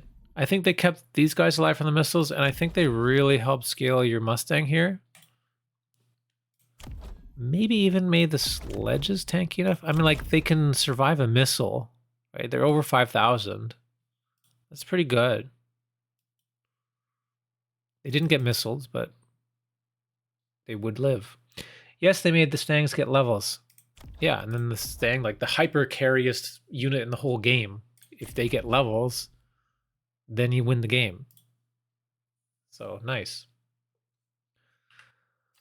All right, I think we've got 3 more that should work that I know of, but let me know if I've missed some. Red Scares should work.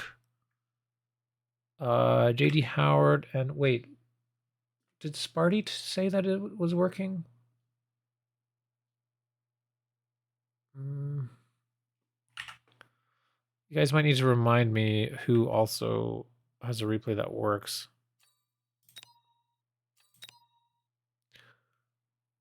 Oh, I'm playing sorry. Okay, no worries, man. This JD Howard replay apparently works, but what we do is we go from round 2 to round 1, and apparently that also can fix some things sometimes, so there we go. Let's look here.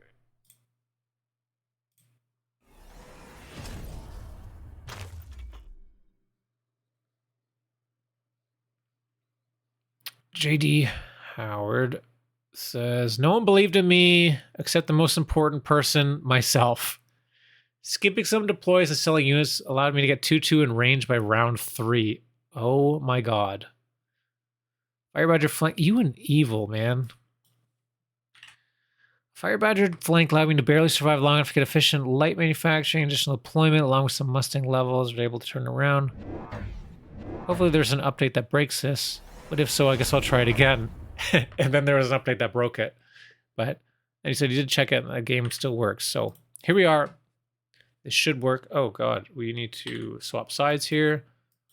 Okay, JD Howard in blue on the bottom. We have the Hound Mustang start up against 165039676. The top as quick sup. Thank God I didn't have to try again. This was tough. I'm very excited to see this.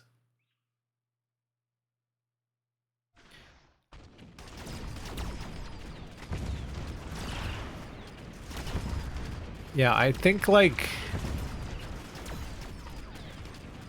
your games are probably one of, if not the most interesting replays that usually get submitted. You and Evil and JDG also usually has some pretty good replays, although I didn't see one from him this week. Lots of you guys have great replays.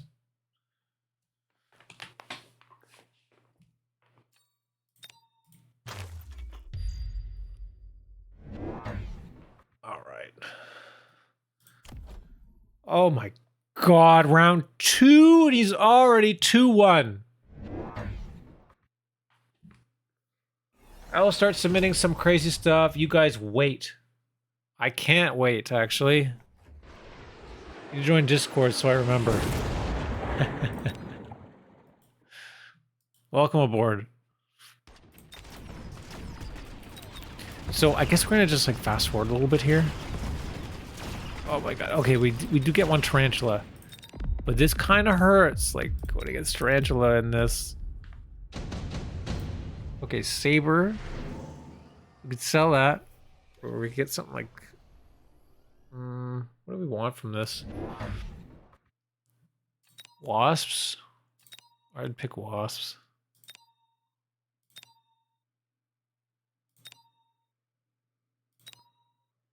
Fire badger? I mean, like, I think any of the 2 deploys is good. Because you're kind of down deploy. And there we go. Now we have the upgrades. Upgrade? Oh my god. Oh my god. What? Wait, what did you sell? You just sold... one of the fire badgers. Okay. I wonder what the opponent must be thinking. I honestly think that sometimes the opponent doesn't realize that these have been clicked. I don't notice it sometimes.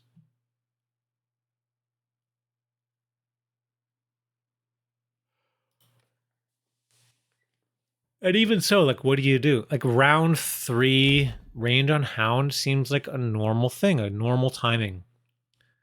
So it's kind of incredible that you managed to hit this with this. Like, what a great timing. I wanted to keep the Saber, so I sold one of the Badgers. The Saber, yeah, that makes sense. Saber could be good against Tarantula here. They've already got 3 Tarantulas. Seems a good idea to me. Oh my god, it does so much damage.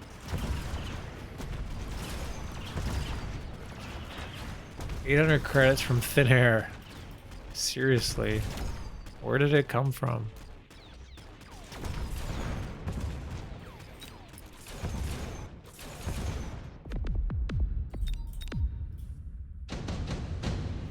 Evening Oz, what are we doing for meme gaming tonight? So this week we're doing no range techs for the Borked Build challenge. So what that means is this range tech, take it off your bar, as well as like solid shot and Wraith ground mode and a couple others that increase the range. The Fang increased range is fine, and the anti-air on like marksman or whatever, that's fine too, I guess. But yeah, play with no range tech. And I want to see basically, like, this was an idea from Amarok. If you're not running range, that, like, almost every unit has range, right? So you really only have 3 techs to play with on your tech bar. But if you don't take range anymore, you got 4.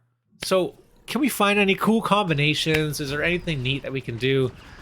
You know, maybe field maintenance, armor, mech raged tarantula, right? And spider mines or something. I don't know, like, it could be crazy, right? I want to see that.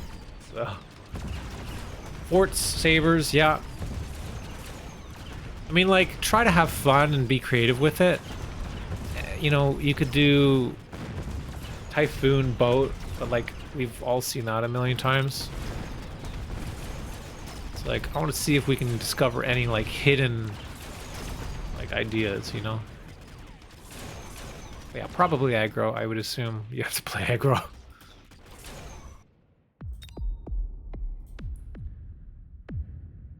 What about decreasing range? Yeah, sure, do it. That's fine.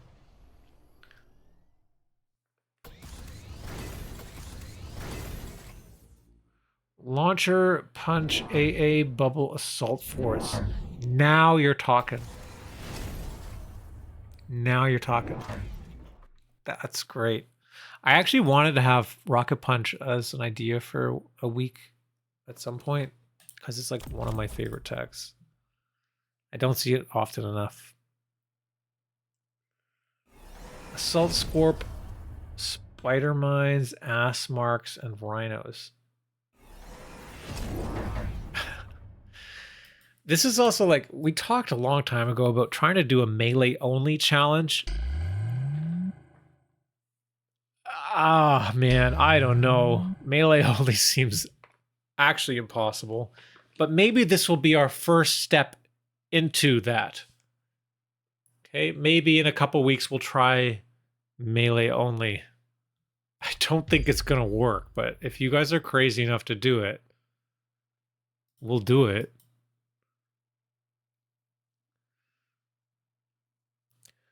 I submitted one already. Mass overloaded storms with overload charged Phoenix. Oh my god. No, I haven't seen that one yet. You better hope there's not another patch. You guys played too early. Cheating. Sandworm AA, huh? Oof. Exactly. That's the only way you get to shoot up. I thought I had 2 as maybe beam weapons is also okay. This is like kind of melee. But I don't know. Oz, were you not around when the Rhino Crawler blender thing existed? Hasn't that kind of always been a thing? Blendo? Ragin unironically did that for a small stretch, and it was honestly not as bad as you'd expect. Record the whole match in case it breaks.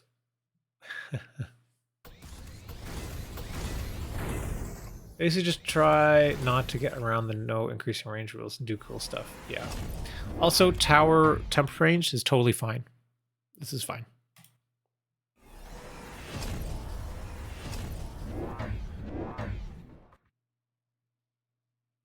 There's a mildly real strat in like 2024. There's videos of GCU doing only Rhino Crawler and winning games. I think I started playing at the end of 2024.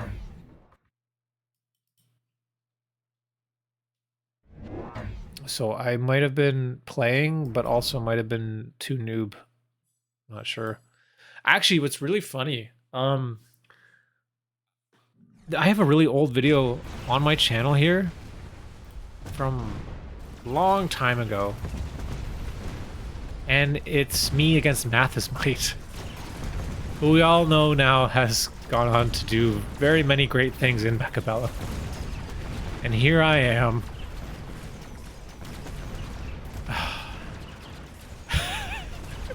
But it was a great game way back when, and it's just pretty cool to see like some of the same names around, and then a name from back then also like making it now, like nearly winning Mag 1 a few times, I believe.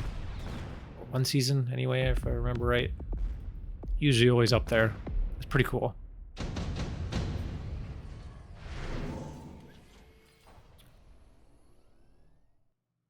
Players were also much worse at that time. Yeah. I don't know about you guys, but literally every game now, someone does flanking in the corners with the sledgehammer crawler. It's really annoying. I mean, I love it. I do it all the time, but I don't expect people at all skill levels to also do that. My my unranked MMR is quite low, so. Fat and Fast with Barrage, think that can be demolished. Players were also much worse at the time. Mathismite must cheat. He's too hard to win against. So Mathismite is a player that I had watched a lot, and it kind of inspired me because it's like, you look at his board, and it seems pretty trivial. But then at some point, like, he just doesn't really make wrong decisions. And he makes it look kind of easy, and he just kind of wins, like, as the game goes on. He plays more health as a resource, right? He'll lose a bunch of rounds in the beginning in order to take an economy lead or tech lead or something like that, in order to push him into the late game with an advantage. So oftentimes you'll see him playing and it's like, wow, this doesn't look very impressive. And then suddenly it's like, oh, what? He just won? How did that happen? It's pretty neat. What's cool about mechabellum, even though it's like a static game like this, like, you know, like turn-based or whatever, it's very much a game that you can identify certain players' styles and how they play.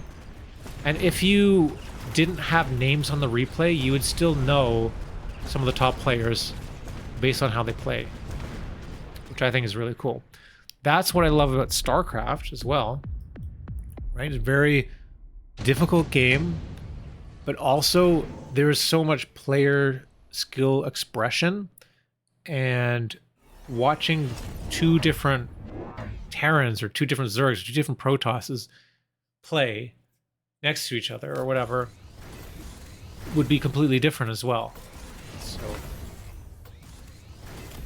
not completely different, but like different enough that you can identify the player who is behind it. It's about the player more than like the race. I assumed you were playing casual when we played earlier? Yeah. Yes, I was. I've been, yeah, just trying dumb stuff. Solidware. I think when something is highly effective and agnostic to your strategy, it gets picked up fast. Losses to it trickle down to the ranks so fast. Yeah. And they mirrored the casual MMR to the ranked one, so my games are pretty boring. StarCraft is crazy. Spade says, I had a guy I played earlier. It smells like popcorn. I think my wife made popcorn. It's coming through the vents. Oh my gosh. I had a guy I played earlier on Ladder that asked if I was the guy that used to play Scorch, Ignite, Vulcan a ton. Didn't even think many people knew that I did that since I haven't spammed since Season 2. That's pretty cool. Yeah, I mean, like, I recognize your games from... mostly from... Mini-Masters stuff.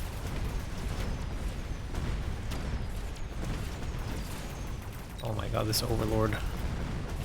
No, he doesn't get it. He doesn't get it. Oh my god, I was right! Yes, please. Thank you. Thank you, thank you. Oh my god. That's so funny. We've got popcorn. Oh hey, and there's the game! JD Howard! That's so funny. My wife is the best. She was making popcorn to watch a movie and she brought me some. Perfect timing for the Borked Builds. We still got a few more games, so get your popcorn out. Flower Fairy fun to watch on Bilibili. Yeah, I just watch in-game.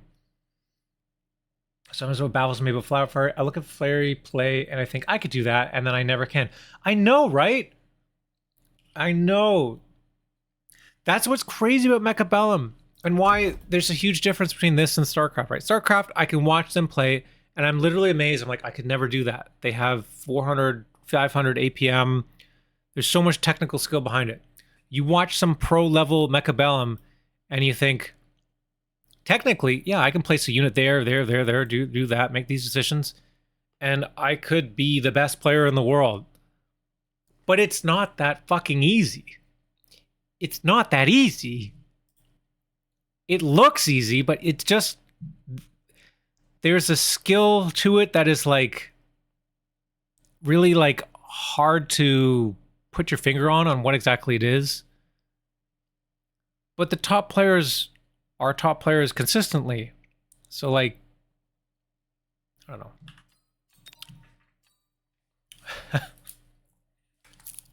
All right.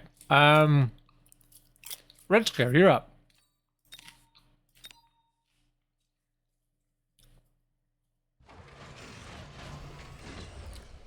Whereas the uncanny, oh yeah, most ridiculous losses out of his ass and win. Yeah. Yes, my wife is a keeper. Probably the dang opponent doing it too. The boat was good. He off third Wraith. It's a hero's deal. Watching instead of playing is this is easy. Just do this. And then you're playing and you forget everything. It's also like when you play. So like you can watch a bunch of games and be like, oh man, that's such a great move. I'm going to do that. I want to try that. And then you play the game and you're not in the same position as the games that you watched. So you can't actually make the same moves because if you do it, it's just not actually going to work.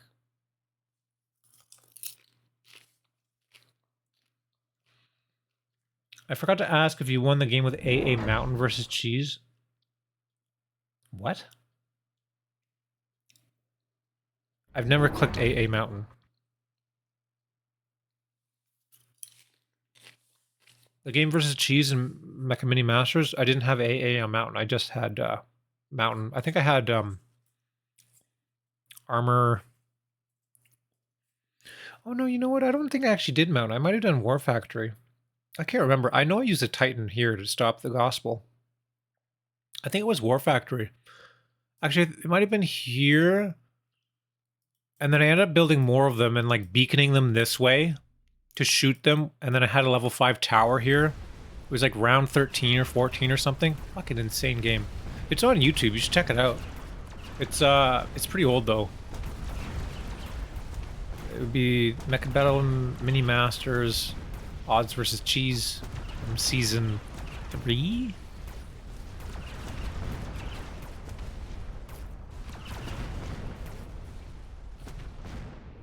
Red Scare, can you teach me how to always start with good packs? Gotta be friends with Bear-like.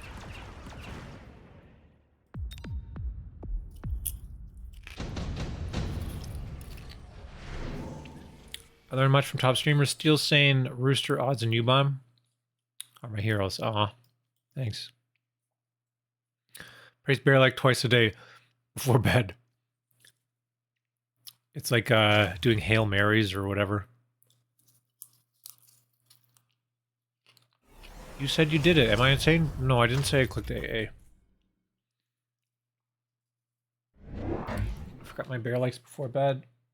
Oh, God. I think you were talking about specifically AA Mountain and odds reacted to just the mountain part of it. Yes, that's... yeah. AA Mountain is bad.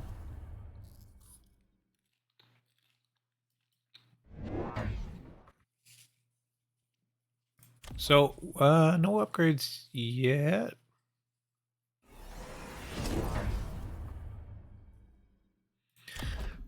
Like, Red Scare, I don't understand, like, literally, like, why are you building a saber here? Like, to me, this does not look like something I want to build a saber into. And anytime I have sabers, they fucking suck.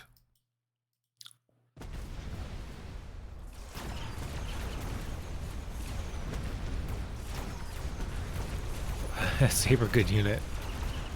It's a good unit for everyone except me. I don't understand how I can't use these damn things. Nice tower. So few ways to clear wasps behind armor that you think of even Mountain AA.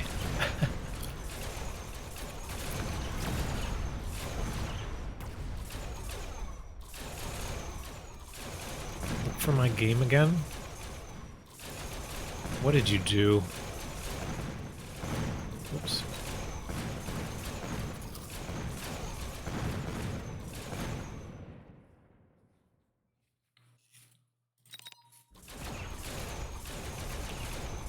Oh, the Saber Vulcan, right, yeah. So do you guys remember if there's other replays that work? Have you been liking Shockwave Arc? Been really enjoying it myself and using it almost every game to great effect. I've been trying a lot, and I've lost a lot of MMR trying it. I think that sometimes it's okay. In a headbutt, it might be okay, or potentially really early game, it's okay if you get it as a first tech, which usually means some kind of headbutt or closer position. Like this, you could maybe do it here on defense, maybe.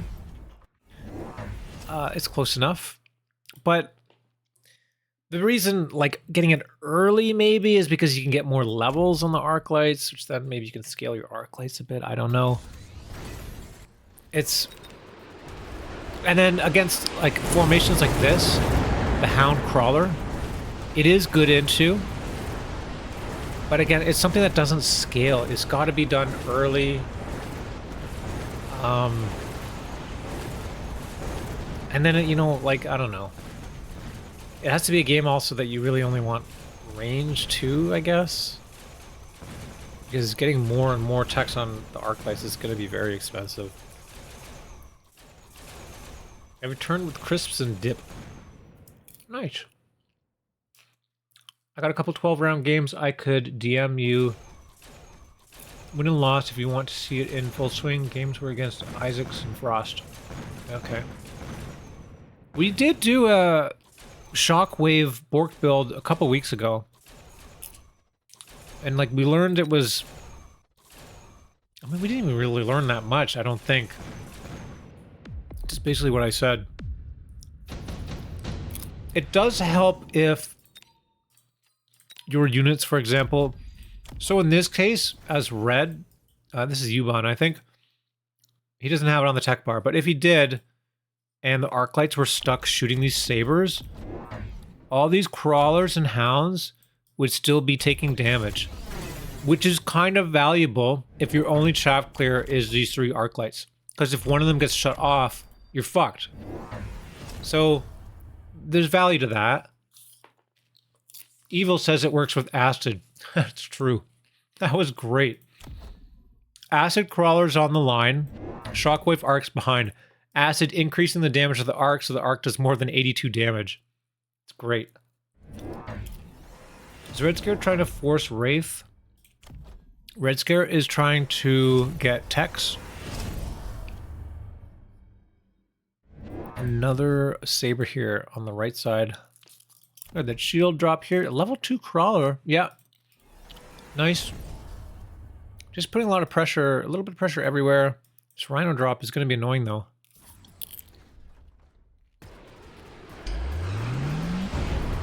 Notice also, so Ubon does this where you put this here while rhinoing here. This will mean that any of the crawlers or whatever, if they're behind the tower here, or even Fangs, they'll go left, so the rhino gets in and gets a tower. Now there wasn't anything back there, the rhino just walks in clean, but that's why that crawler was there.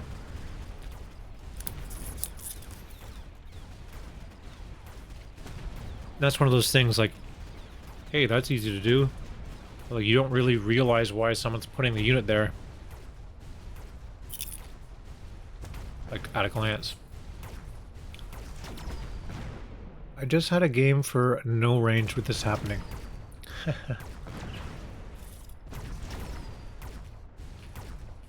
Chaff levels really dunk on it too. Yeah, basically, it's really good early. It's really good until you get levels. It's really good until you get +2 defense. Really good until you get underground crawlers. Like, that's why I'm saying, like, you pick it early or you don't pick it at all.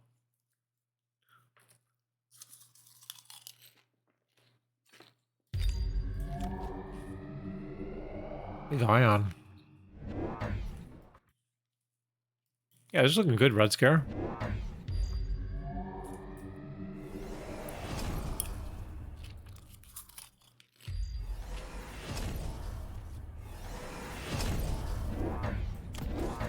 Nice. Okay, so we finished our defense upgrade. Now we're 2-2. Can pick up secondary armament. 2 levels available here. Not picking them up. I mean, you don't need to on a turn where there is the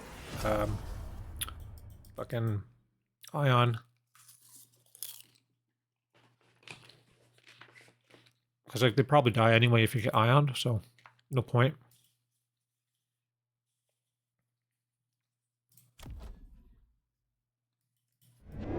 This bubble is so annoying. These crawlers will not die.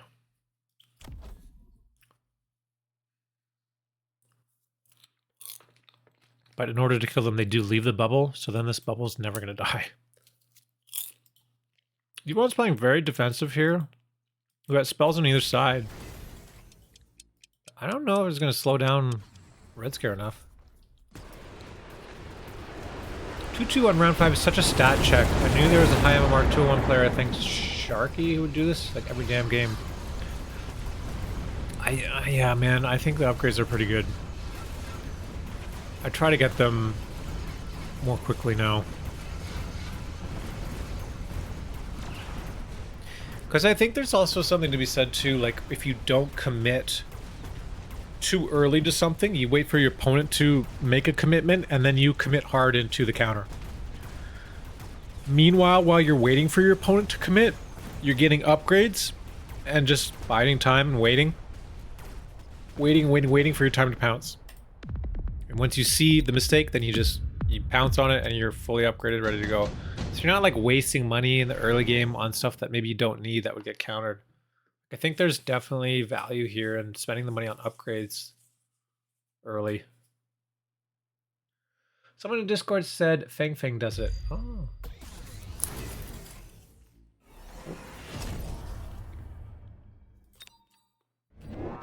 Photon.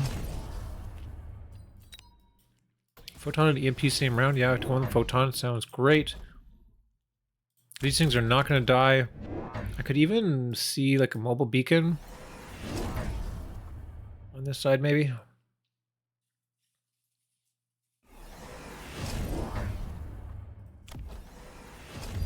Range charge shot void eye. Okay, there's a beacon on this side.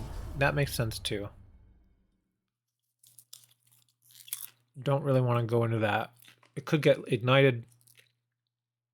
And you're just gonna... yeah, come join your army over here. Have one big death ball.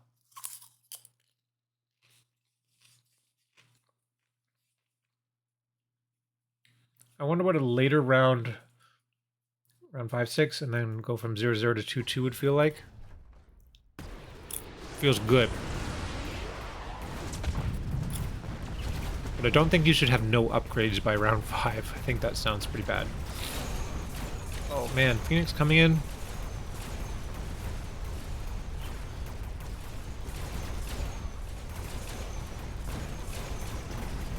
I mean, U-Bot's doing a lot here to buy time.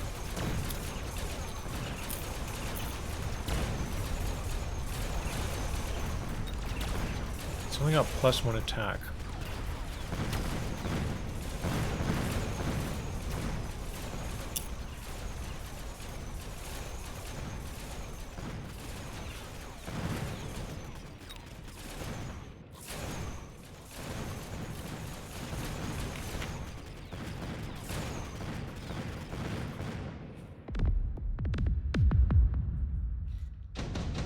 Red Scare looking a little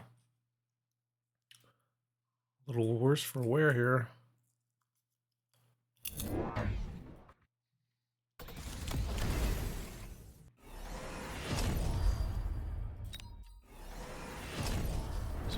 Farseer. So now the oil's cleared up. Fucking Incendiary's back. Man, this feels so bad. You got fire extinguisher. Goes for chamber compression instead. Oh my god. Red Scare, how do you win this game?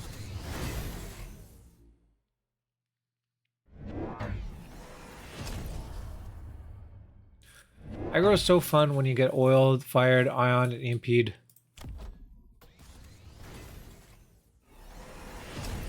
You don't need extinguisher with 2-2 underground. Ah! Aha! Good. Makes sense. Yeah, save your money. I like it. Yeah, because like Saber Tooth doesn't care either. But still, this looks pretty brutal. Oh, the missile! The missile! That probably saves your life here. That one missile. Oh, man. Slowing that down was huge. Beacon on the right, tower goes down.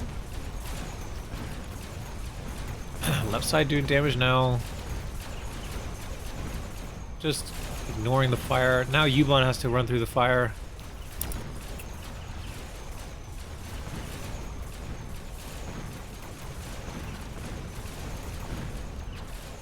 Yeah, missile is value. Oh, that tower timing too. Very good.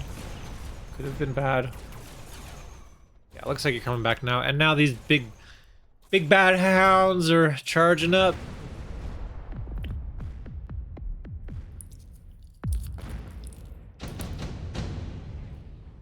I love chamber compression. It's so good.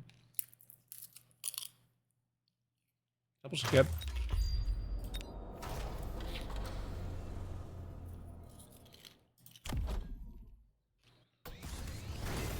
Level 3 seer casually killing everything. I know, right?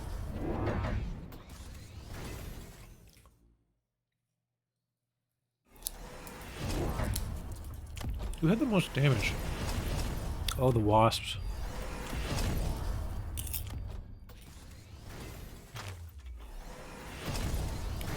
EMP. We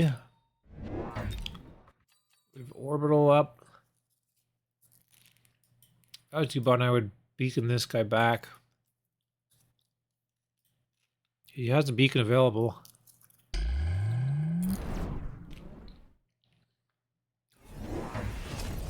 What? No, no, not more rhinos.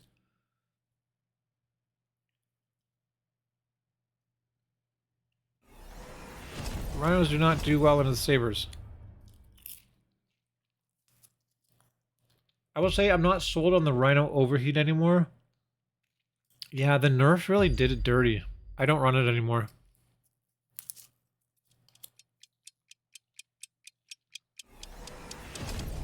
Because now it can get, like, the healing isn't as good anymore. This guy's just gonna die. He's just gone back. I mean, he might still even die because the missile's slow, but there's absolutely no chance going forward. This is a nice beacon. A little diagonal thing over here. Oh, man. Yeah, and now... Oh, we got 2-1. Too much stuff here. Getting the levels early on those sabers. Because they had stacked health and damage. And I guess the side guns helped a lot too. Get some experience. Super heavy available. No, go for haste. Haste good. Yeah, haste on the wasp level 4. Oh shit, yeah. And I mean, this guy is like the winner in the damage really too. So the game leader in damage. It's crazy though, man. You're just going in here and there's like a level 3 wasp, or sorry, Mustang right here. But it can't survive long enough.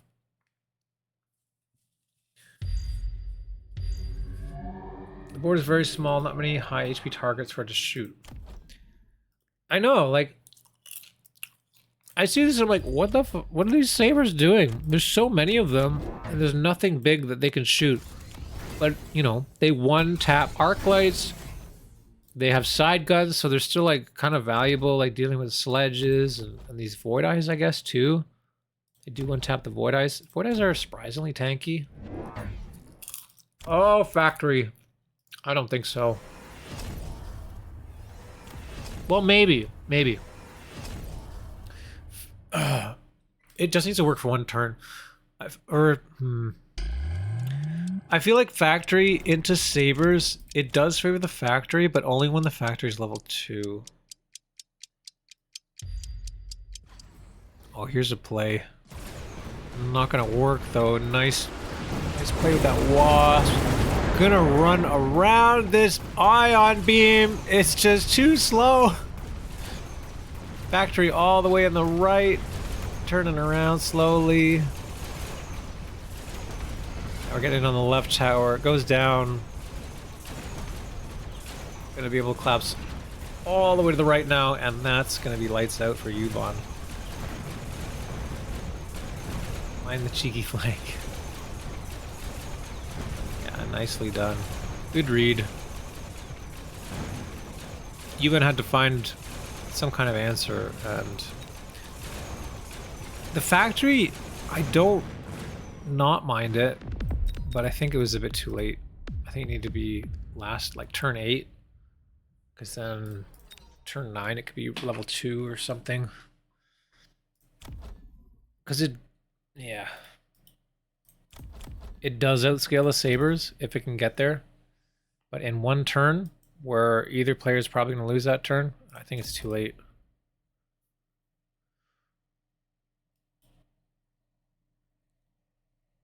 Nothing big shoots back. Their HP damage. Yeah. Nicely done. Thanks for the replay, guys.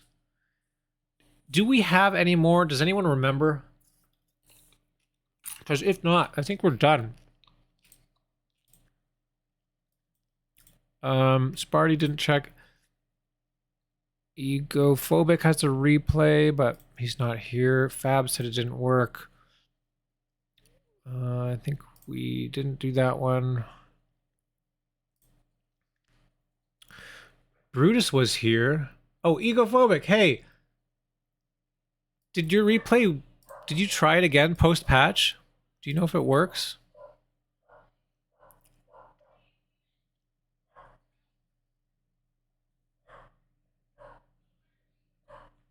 I have not tried it.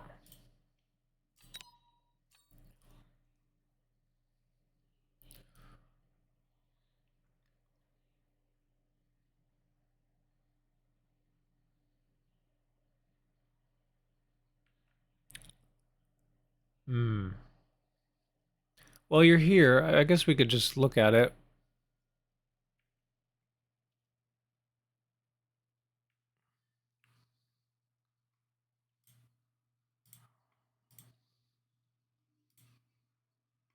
Where is it? Ego versus Sparty. We're gonna hope that it works.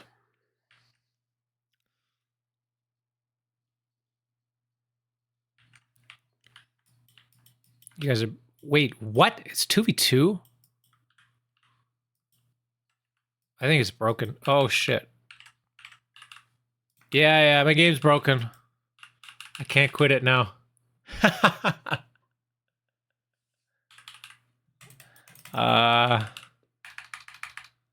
Yeah. Yeah.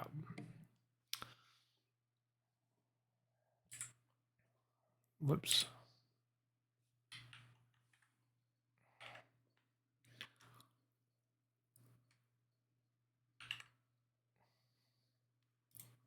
Bear with me a moment.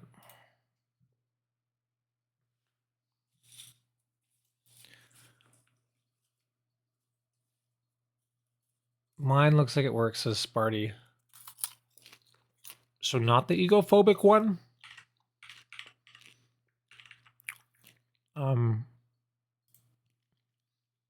Counting sheep.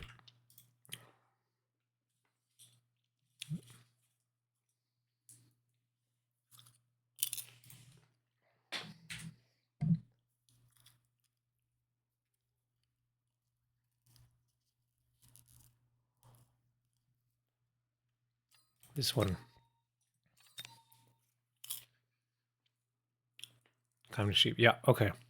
Sorry, egophobic. That one didn't work.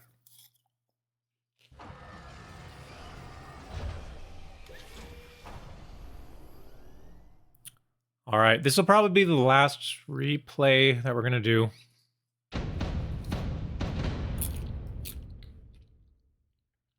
Thanks for checking it, Sparty.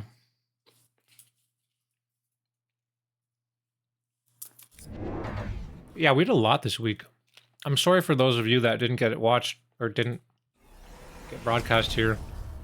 I do want to thank you for the replays anyway. Just unfortunate that we had a patch, and I'm not going to go through each game and figure out whether it worked or not. Because I also don't know. Sometimes they look like they work, but maybe they didn't. I didn't play it, so...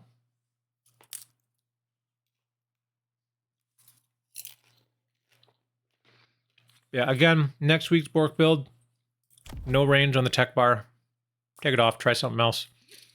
Yeah, what about like fire badgers with field maintenance, scorching charge, counterfire? What, does counterfire count?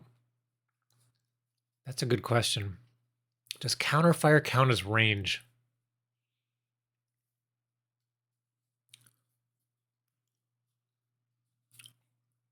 I don't know. I think I'd allow it. I think I'd allow it. We don't see fire badgers often. I think I'd allow it. I haven't had popcorn in years. Was never a fan of the bits that get stuck in your teeth.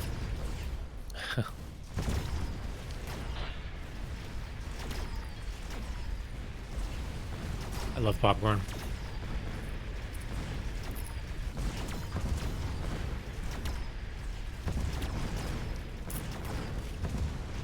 So what do you do? Do you ever go to the movies and just like not have popcorn? Like, how could you do that?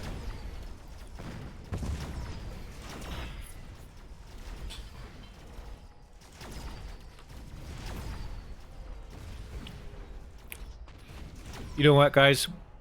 I'm going to share something personal with you guys. Some of you know I have been dealing with long COVID for 4 years now, almost.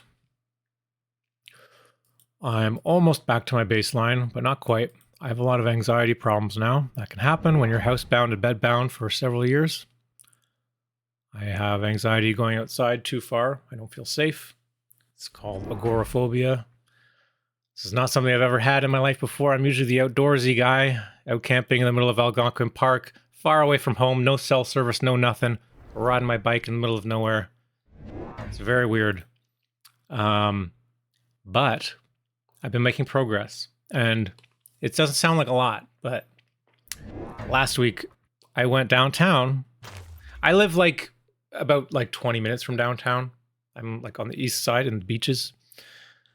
So I went downtown. I went to the movie theater. I went to the TIFF Bell Lightbox. I saw, what's it called? One Battle After Another. I've not been to the movies in a long time. It was great. Pretty nervous and anxious when the sounds come on in the movies because it's really loud, and haven't had anything loud like that or whatever in a long time. But once that passed, over the first 10 minutes or so, man, it was great to be out. Went out with a couple friends. It was awesome. So, sharing that with you guys. A little personal, but it was a big win for me. Doesn't sound like a lot, but it's a lot when you've been cooped up for like 4 years.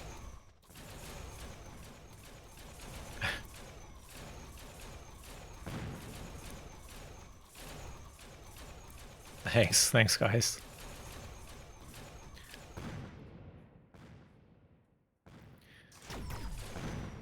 Yeah, I'm trying to like get like fit again. I had man, it fucking sucks too. Like, so if you're bedbound for a while, all your muscles and stuff deteriorate pretty quickly. I was trying to get back in shape. Also, one of the things that was wrong with me was I had POTS, which basically means I'm allergic to gravity. If I stand up, then I lose blood pressure and I would faint. That's kind of gone now, but one of the ways to work on that, I have a physiotherapist helping me with recovery for long COVID, and I'm supposed to do like leg exercises, holding weights and stuff, doing lunges with weights, holding weights. And you know, technically my legs they're still quite strong from cycling, but all the stabilizer muscles in my knees and stuff are fucking gone. And so I was doing the lunges with the weights, and I did it a little bit incorrectly, and I ended up tearing my meniscus in my knee. So it's like I'm trying to get better, and then I tore the fucking thing on my knee, and then I had to get all that dealt with, and it's just been a process. It's been such a process.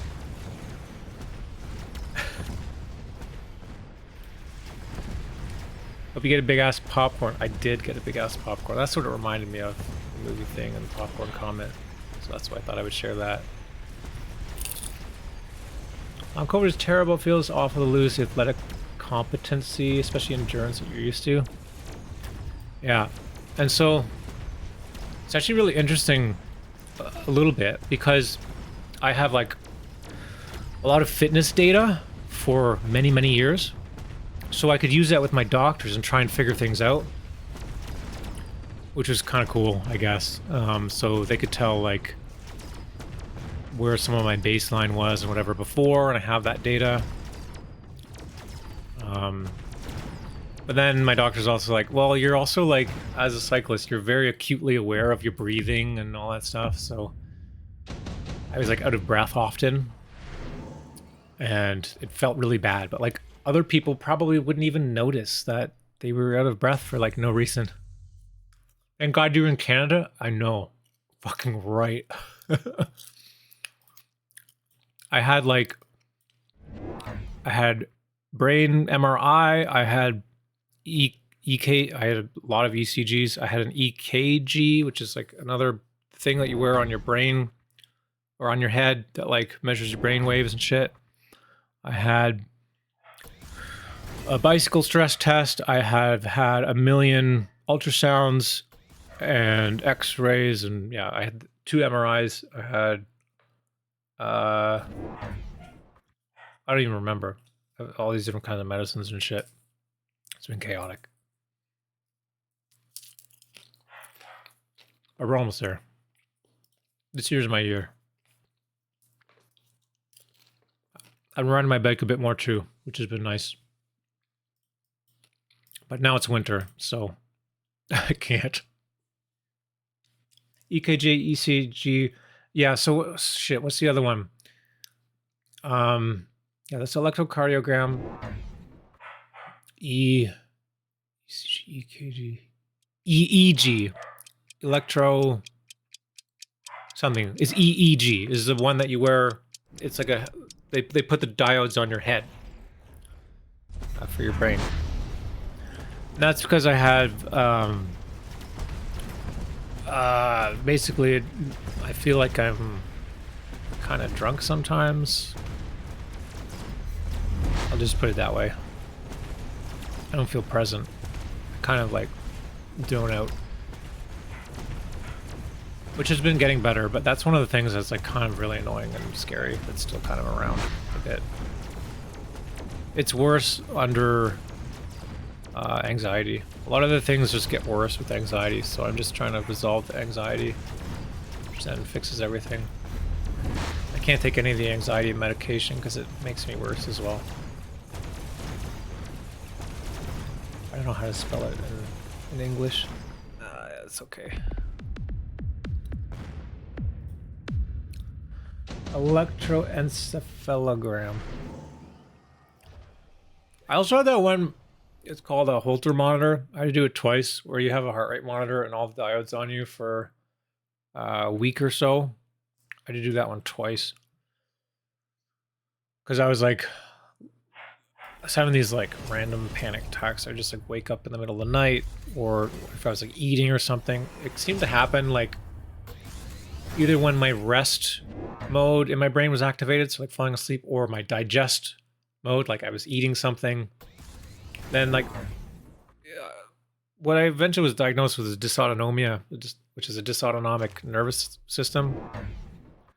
So the signals from the autonomic functions in my body were getting mixed up in my brain. So when I was digesting, then suddenly it would be like a wave of panic would come out of literally nowhere. I'd feel like I was gonna die. Crazy. Anyways, I think I'm done talking about this. I've talked about it enough, so we can move on. It does make me a bit anxious talking about it. But yeah, I'm just sharing some happy stuff for you guys. We're gonna get back to the game here. Oh my god, Sparty. I'm in the wrong side. Sparty's in the north here. Sparty's crushing it. I'm gonna flip. Sorry.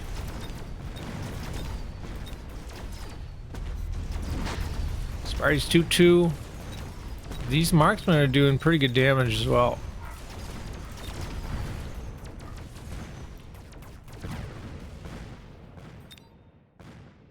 Wraith with haste mod. Thanks for sharing, man. You're a bass with excellent taste in popcorn. Thanks. Appreciate that.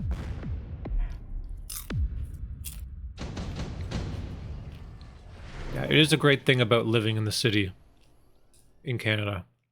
I have access to the best doctors in the world for free.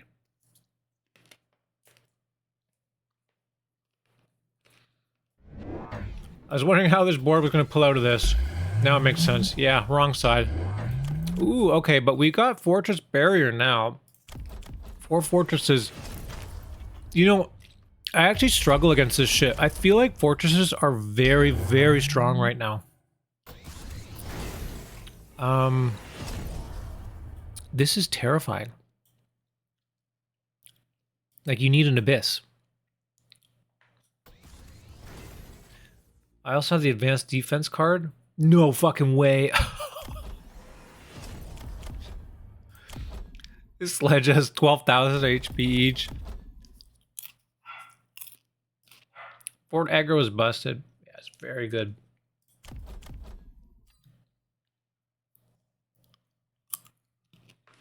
Once the forts get levels, they actually just beat everything. Anything that's even supposed to counter them. Melters? Nah, just fucking shoot them. They die.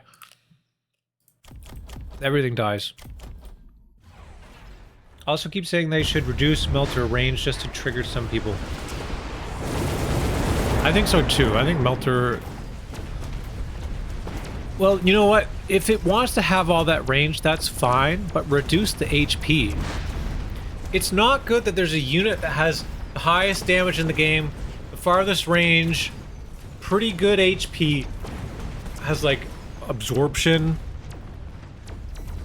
has EMP on it, has multi-melt, like it has so many options. Like why does it also have a lot of HP? It should have the least. It should be more glass cannon-y. It's really stupid how they have absorb and they live forever. Like, it's so toxic. No melter nerfs unless it's multi-suck. Oh fuck, you're already how the fuck did you win? How did you win? I literally like blinked, like how does this win against that? No, on round 6, I gotta watch this again. I gotta watch this again. How does this win? 2, 3. It honestly is just the upgrades. The Scorpion, it does a lot of damage. I guess we can pop those shields.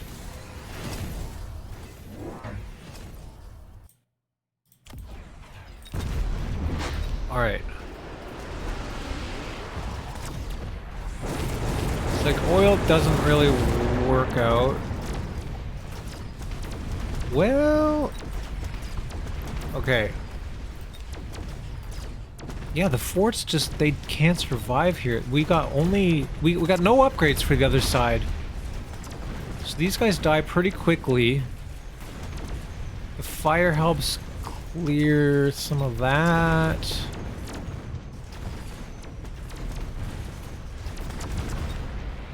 Also noting this Wraith staying alive against the Overlord. Like, what?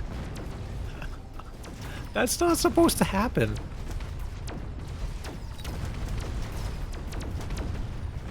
Oh my god, it kills the Overlord. That's not supposed to happen. That's purely because of the defensive tactics here too. The extra 30%, so they both kill each other at the same time. Oh my god. Oh my god. That's crazy. Yeah, the upgrades here were the ticket. That's crazy. Nice game, Sparty. It had the item, yeah, I know. It had the haste mod. That does help too. Obviously. That's crazy. I saw Laomam incendiary bomb a line of shielded forts by putting EMP Voidus in front of them. Yeah, it's fun. That's fun to do. You can do that with acid too. It's pretty nice. Because acid stays there for 2 turns is even better. I think, yeah, you had really good time here with these scorpions too. I mean, I guess this guy didn't do very much, but I felt like that guy did. This marksman was, like, the marksman were the gold damage dealers. Crazy. Oh, thanks for the replay, Sparty. Just completely untouched here. Yeah, this is a terrifying board. It's kind of crazy how you're able to just overcome that so seemingly so easily. I think that's going to do it for the replays, so that'll be it for Borked Build tonight. YouTube, thank you for tuning in. If you've made it this far, consider subscribing if you haven't. We have a lot of fun here. Come check out the Discord channel, and again, you can submit replays for Borked Build next week, the No Range Challenge there in the Discord. Thank you guys. I'll see you later.